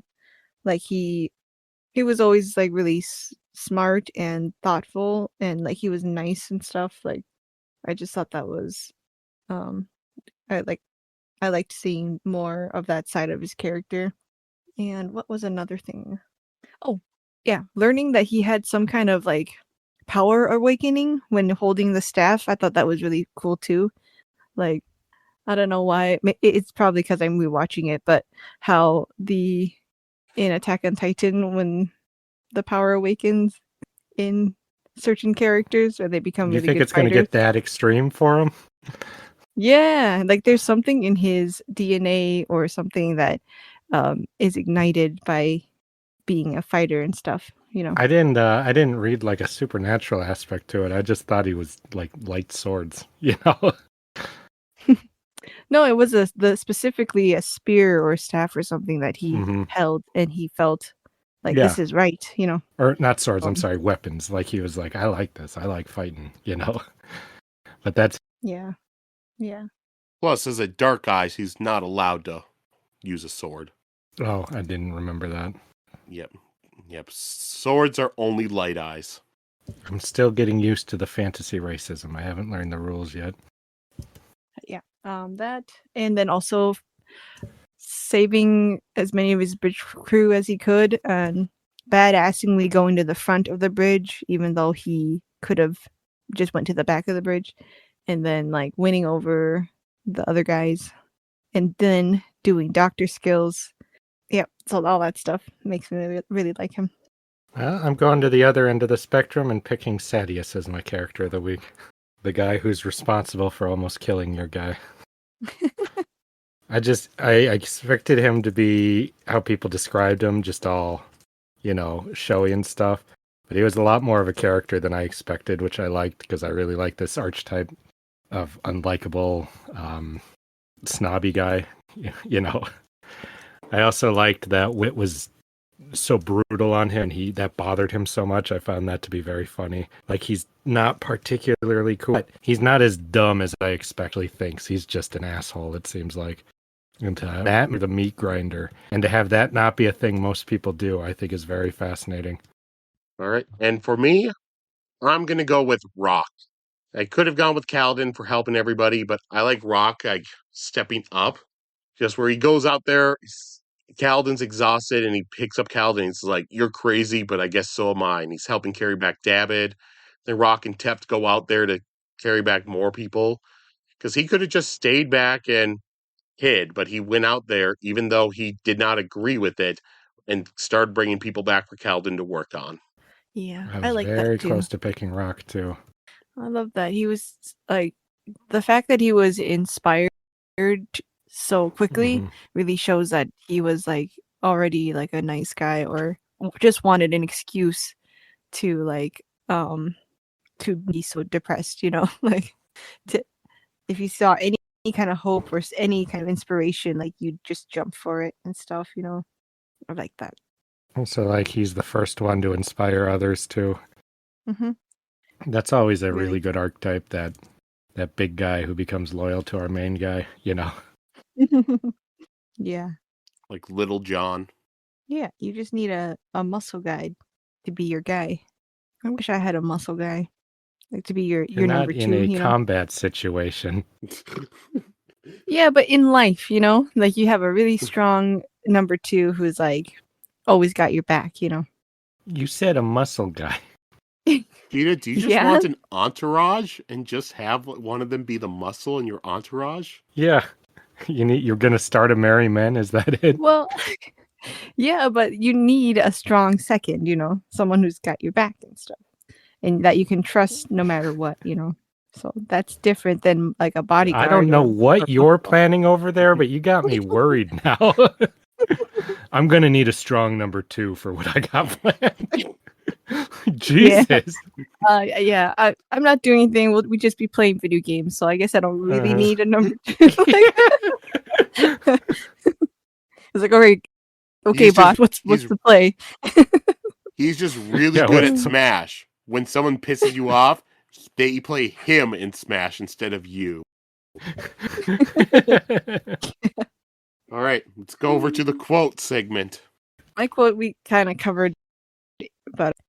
It's all right, when Kaladin's going to buy to the apothecary guy, and he goes, for a ward against danger, perhaps? Or maybe a young washwoman in the camp has caught your eye.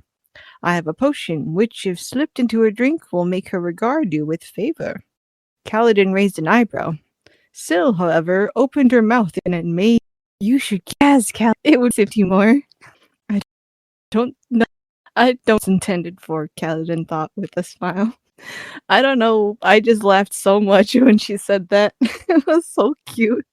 I think it was just the way it was read, and I just really saw her face like, oh, that's so good. Like, you should get it. Oh, it's just so cute. Give it to Gaz. I liked it too much. And I almost picked Syl just for that line. Just for one line? Yeah, for being so ignorant about things, and I thought it was just really cute. And the love potion just makes me think of our one D&D campaign where I bought a love potion to give to Sheta's character because I was worried about one of our other teammates taking the love potion and using it to sleep with the character that my character wanted to hook up with. So you meta played it? Like, I don't think anyone's this was ever used a love potion in game yet. I got to add another one. I want to see how that would work. No. This was not meta. This was my character did that because my character's like, I don't trust Metreon. He might try to sleep with Ramalia, and so I bought the love potion, gave it to Sheta, Bellario, and it's just like, here you go, you can have this. And then Bellario never used it. Yeah, he didn't. What did you think that I would do with it? I don't know. Some girl. That's what was expected. Well, we were gonna at one point try to give it to that one person we had captive. Try to get that to have them help us. But yeah, Sheta had that love potion for so long and just never used it. But Laral didn't need it. Always popular with the ladies. That's not true. No, he's not. He's terrible. And he always performs badly in the bedroom.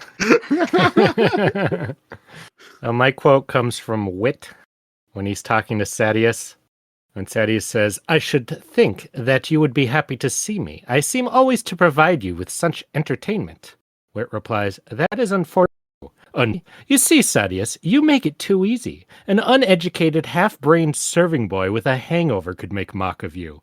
I am left with no need to exert myself, and your very nature makes mockery of my mockery.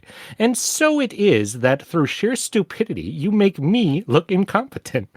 That was one of the most brutal downs I've ever heard to insult somebody. I just thought it was the meanest, most if I was Sadeas, I would want to kill this guy too. Of everybody, he just walks in and says that. Yeah, I like the follow up to that, where it's just like, if you can speak, yet say nothing ridiculous, I will leave you alone for the rest of the week. Mm-hmm. Yeah, well, I think that shouldn't be difficult. Well, I think that should be quite. And yet you fail. Yeah. Yeah. Or you said, I think so ridiculous as the concept of you thinking. Oh my god. See, I didn't actually like the Wit that much first, a guy who's like, oh, I'm so clever, But that was not clever. That was just fucking brutal. That was the meanest things I've ever read. And he knows there's no greater insult to this guy because he can say the whores, he can say this and that. It doesn't fucking mean anything. But he attacked him on on a level where he's just a fucking useless, idiotic loser. Where a guy who dresses like that thinks quite high of himself, so tore him down like crazy. And I audibly laughed while reading that. I really wonder if the people watching, is there just a little serving boy or whatever who's just oh in the background, I'm sure if there was, he'd be executed immediately. That's such a sick burn. It's just funny to me. Everyone's got to sit there and listen to the Wit. He's got quite a high role in this whole thing while also having such a low role at the same time. I think it's very funny. Well, What was remember, it to it's say not the illegal things the to king kill. can't get away with saying? Yeah. And that makes that the ballsiest job I've ever heard of. Yeah, 'Cause they're like, you oh, you're can't just kill. saying that because you've got the king's protection, but you're like, no, you Yeah. can kill me. Because, like, if you do kill him, you don't get executed or anything like that. You do forfeit all your lands and titles, though, so there is kind of a punishment, but you don't get arrested. All right. For my quote, I went with the passage from The Way of Kings. I once saw a spindly man carrying a stone larger than his head upon his back. He stumbled beneath the weight, shirtless under the sun, wearing only a loincloth. He tottered down a busy thoroughfare. People made way for him, not because they sympathized with him, but because they feared the momentum of his steps. You dare not impede one such as this. The monarch is like this man, stumbling along, the weight of a kingdom on his shoulders. Many give way before him, but so few are willing to step in and help carry the stone. They do not wish to attach themselves to the work, lest they condemn themselves to a life full of extra burdens. I left my carriage that day and took up the stone, lifting it up for the man. I believe my guards were embarrassed. One can ignore a poor shirtless wretch doing some such labor, but none ignore a king sharing the load. Perhaps we should switch places more often. If a king is seen to assume the burden of the poorest of men, perhaps there will be those who will help him with his own load, so invisible yet so daunting. Yes. I really thought this quote was gonna be the plot of the book. Like, You thought it was, or you think it is? well, I thought that at the time, but I forgot to write it down. So I do see. think that, yeah. Yeah, just the Dalinar is desperately trying to bring the kingdom together or create something more than what they have, and I think the trading places part with that man is interesting because we have a man that's like that, That's and that true. maybe it will be Kaladin. Mm-hmm. Yep. All right. Now let's just go over to some of the comments we've gotten. So one that we've got was on Well of Ascension, chapters 56 through epilogue, from Deck Howe. Hey, I've been binging this series the last few weeks after a random Spotify recommendation. Been loving hearing Justin and Sheta, and I feel the pain of having to mute to not laugh. I've noticed that the mic slash audio quality sometimes changes, presumably post-record audio. Is there a reason this episode in particular seemed to have lots more of this? And I did comment on that one, but I'll say, yeah, it's sometimes when we record audio, for some reason, I notice, especially with mine, like my audio will, like the connection goes down for like a split second and comes back. So like my audio mutes for like 1 second. And since I'm always talking, like giving the descriptions of the chapters, it's really hard to follow what the hell's going on when it keeps cutting out 1 second. Back at Well of Ascension, I didn't figure out why it was doing that, so I would actually like dub in voices later so it's noticeably sounded different. Eventually I figured it out, so it doesn't happen as often, but it still sometimes does happen. So now I always record backup audio, but even like the recording, the 2 days audio, it still sounds slightly different. But yeah, that's what happens sometimes. I have to edit it in later. Justin's and Sheta's, if they have a weird thing, I can edit around it or just cut out what they said. Yeah, I thought you were just going to Unless say, I usually just cut it. Fuck them.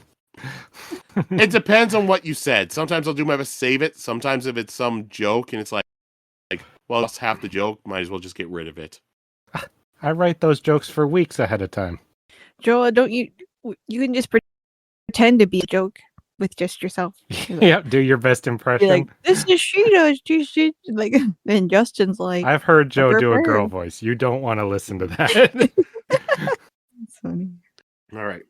The next from Way of Kings, chapters 3 through 6. First from Adel 8. I remember that. Oh yeah, this is the one. This is the chapter where Sheta really hated on Shallan for a while. So we're gonna have a lot of Shallan. Oh stuff. no! I Shallan was wondering stands where they come out were. of the woodwork. Shit. Let's hear it. All right. Adel 8. I remember that it took me a while to like Shallan or her chapters. I don't think her attitude is so bad, but combined with the female narrator voice, that is not my favorite, and the fact that I was way more interested in Kaladin's chapters. Yes. But I think she does grow on you. And Mhm. yeah, like the previous comment, a lot of her chapters show the bigger world and culture out there. Mhm. That's interesting because that was your exact complaint and your exact reason. Yes, it is. Yes. Same, same. You just hate women. Yep. Yeah, just like you. They're like, no, that's not what I said. Yeah, no, that was never said. All right, and then the other comment from Reader Warrior, Wild Stallions Yeah. for our Keanu Reeves movies. And then for the Tom Cruise movie, Top Gun Maverick is one of my favorite movies of all time. Mhm. A Few Good Men is also pretty perfect. And no, I don't care if they're both U.S. Navy glazing since I'm a Navy brat. Yeah. That's part of the appeal, man. And A Few Good Men, it's also sad saying that because it was directed by Rob Reiner and all the Rob Reiner stuff just happened yesterday. I heard that. Yeah, that's fucked up. The narrator of Thomas the Tank Engine being the super strong warrior king would be totally awesome. Chapter 3. Wow, okay, I was not expecting this much hate for Shallan. And while she's Oh no. and while she is not my favorite character, allow me a moment to defend her. First, a big part of the Stormlight Archive is progression, about facing the past and becoming better in the future. So I really like that most of the characters are not super progressive initially. Secondly, Shallan's comment about Yalb's name in most of this chapter is world building. Vorin names, if you haven't noticed, are mostly palindromic, so her critique of Yalb's name is a reference to that.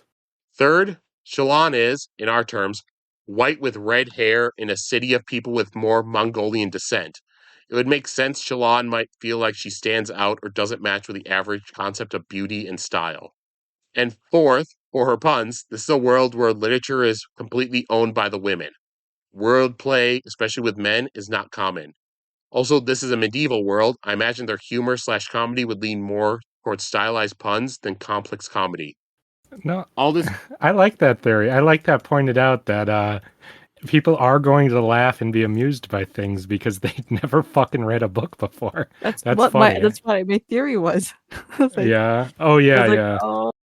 oh, especially all the sailor guys. They're like, man, Yeah. never heard anything so funny in my No, life. your theory was that they were just putting up with her and like, God, when's that bitch gonna get off the ship and stop making fun of us? That's what you said. You didn't say that. Her and her brothers, You how s- much they were glazing her is what I was saying. Yeah. You said from if she was like, "Oh, I'm so funny and amusing," but if you saw from the sailors, they'd be like, "Get this wench off our fucking ship. I'm sick of her fucking puns. She's not funny." All this to say, I think Shallan fits well in Roshar, but might not on Earth. Feel free to hate or love a character that's absolutely your derogative. I just want to make sure all the facts are there. Yeah, like Eladin. Fuck that guy. Huh? Did you just call him Eladin? Yeah, who are you Yeah, what talking was I about? supposed to call him? What's the name? Who are you talking about? That's Ellen? like I'm 5 getting names. confused with all these names. Elend, yeah. Who They the just fuck is found- Eladin? Eladin. It's Elend and Kaladin after they used the Potara earrings. Yeah, that's it. Eladin. My favorite character. Oh, I don't want to look up the picture right now, but I liked on the Cosmere Reddit a few months ago, somebody posted a picture of their favorite ship that they drew, which was Kaladin and Vin. And that is now one of my top ships for Cosmere will be Kaladin and I Vin. hate it. I hate it immensely. They can both be incredibly miserable together.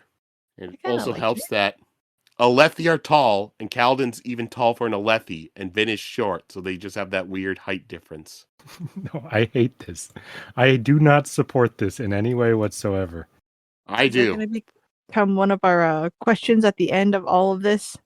Like cross-world ships. No, that's unnatural. Some people don't like interracial couplings. I don't like interworld couplings. I'm intolerant in that way. Justin. You played Mass Effect. Why are you so I didn't say close-minded? Yeah, and you know who I You did dated? say- The humans in every game. From Earth. I was anti the AI robot in Mass Effect. That was just too far for me. I Yeah, never. You didn't have a chance to vote. Well, Gross. I didn't have a chance to refuse to put her on my team. I would not have trusted her on the Yeah, I team. know. I don't like that about that game. When I replayed as like somebody who hates machines, that part really bothers me to not give you a choice. Well, they didn't give us a choice in real life either, so you're just gonna have to live with it. Yeah, it's a metaphor for real life. Very deep. It is. Okay. Chapter 4. Syl is not a thing. She is precious, and we will protect her. Oh, you're not going to like this chapter then. I told you. She's got a name and a whole character. All right, and then Chapter 5. Yasna's job interview is absolutely comparable to her wanting Harvard-level experience and knowledge from someone who has community college credits, but only just graduated high school. And what's worse, and why it makes Shallan so angry, is that her credits should be more than enough with literally anyone else. It's not that this job is adding requirements are unnecessary, it's that Yasna is asking for someone of equal mind to her, and that'll be near impossible. Hey, don't waste your time with any less. I'm completely on her side here.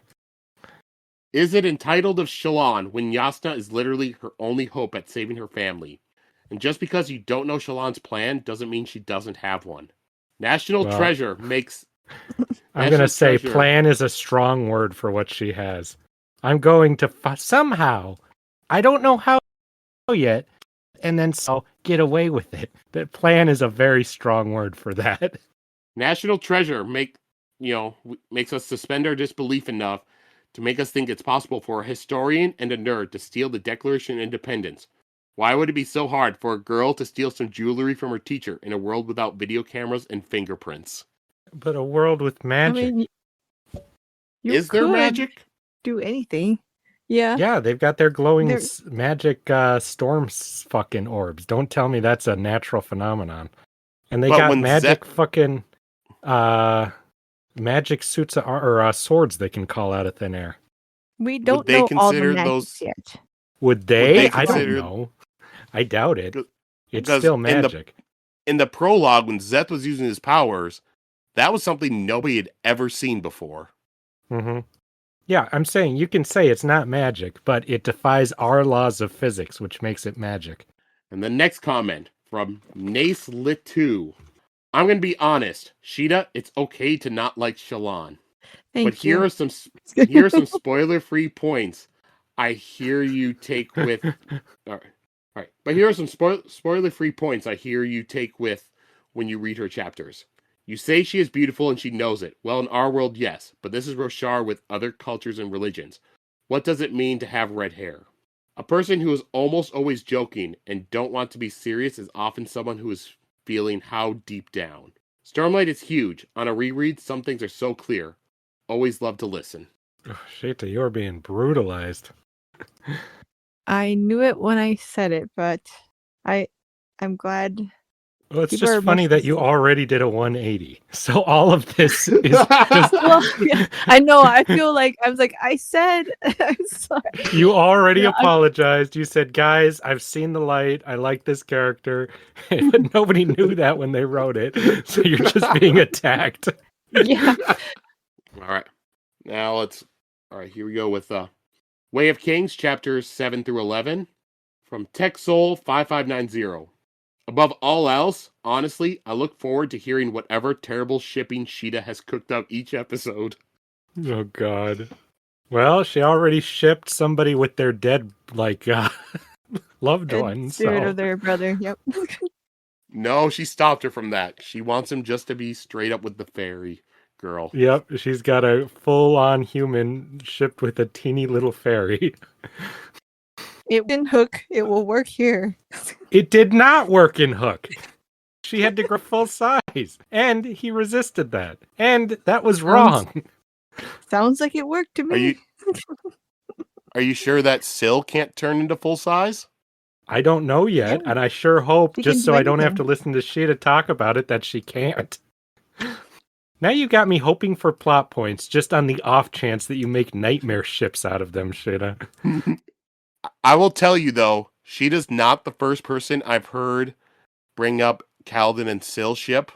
Of course, it's a male and female character standing next to each other. Of course people have shipped it.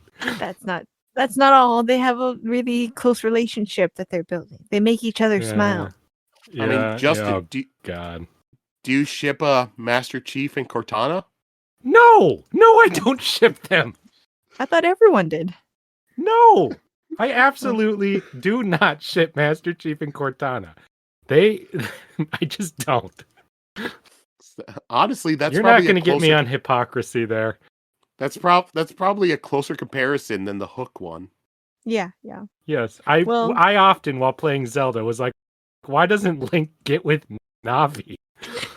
Yeah, who cares about Zelda? Wasn't Navi male? I don't think so. Navi, I think Tattle was female and Navi was male, or it's backwards. No, Tattle was a male. Girl. Okay. Yeah. I'm checking because Navi sounded like a girl, but they never call her anything. Like, now you got me curious. Yep, she. Okay.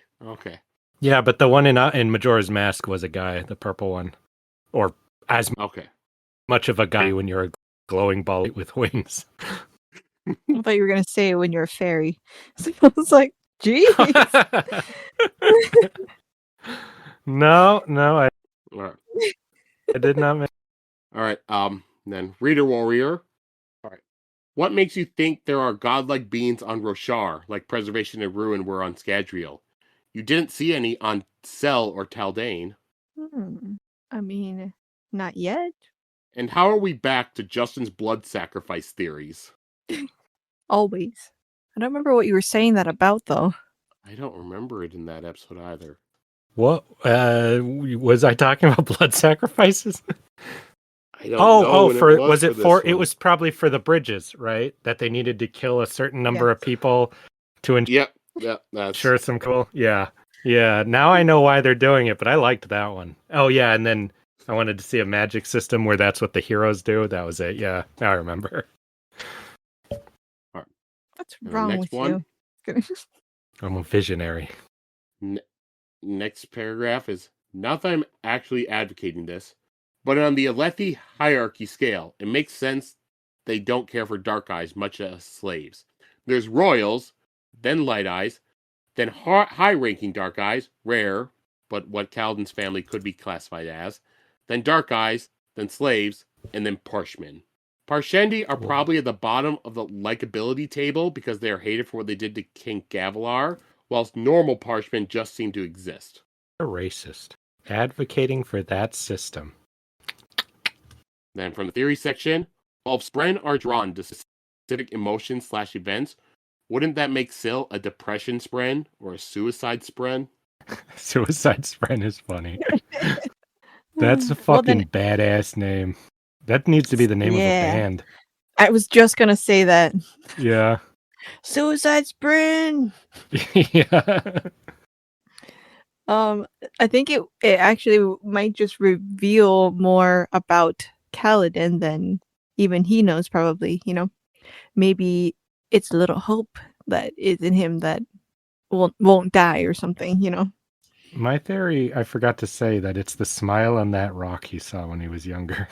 He liked that rock so much that it gained sentience and became his little fairy girlfriend later on. That is so cute. That was the first reveal of Syl is the little smiley rock. That's so cute. Actually, you are shipping them. No. That's the reason I think that girlfriend.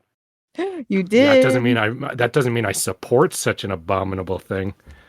Just the logistics won't work. Don't think about it. It's not going to work. All right, and then final comment from Alcade, or Alcald 946. In the Vorn religion, all these soldiers and army people are taught that they go to the Tranquiline Halls when they die. You can follow the calling of the warrior and then get to fight the Voidbringers in the afterlife. I think a large part of why everyone is okay fighting all these bloody, pointless battles is the idea that win or loss, you're proving yourself worthy of an honorable afterlife. Mm-hmm. Yeah, I'd agree. And sounds like a pretty good scam for whoever you're fighting for. All right. Yep, so next week's chapters, let's look forward to that. So we are going to be reading 4 chapters 18 through 21. Yep, 18, 19, 20, 21. Oh, I was going to skip 19. Shit, glad you said that. I'm just going to quickly look to see what chapter 19 is. See, what the hell would you have skipped? Justin, were you a class clown when you were a kid? Sometimes. I would have hated you. One of my proudest moments was when the teacher was reading a book and I made a joke and everyone laughs. Then another kid makes a joke and the teacher told him to shut up.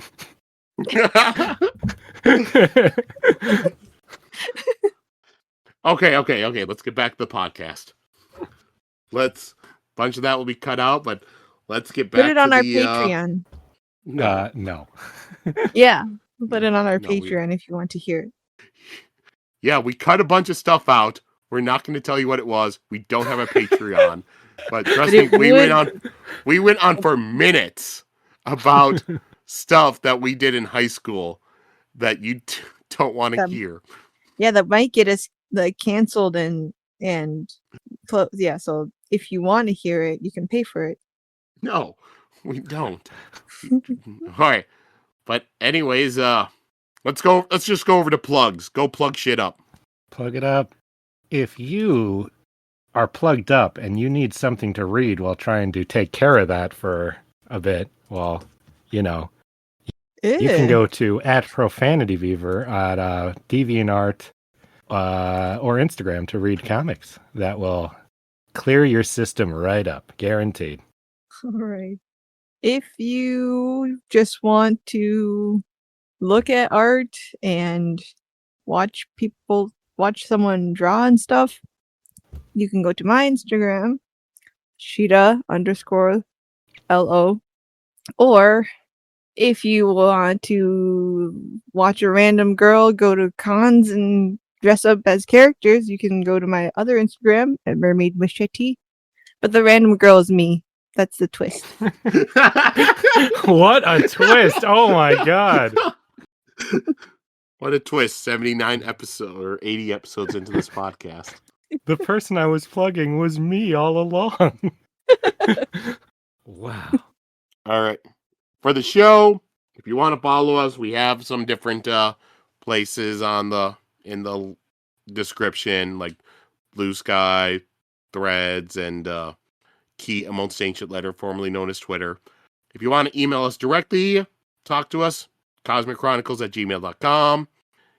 We're 80 episodes in. If you haven't left a rating yet, what are you waiting for? Go do it. You already have your opinion about the show at this point.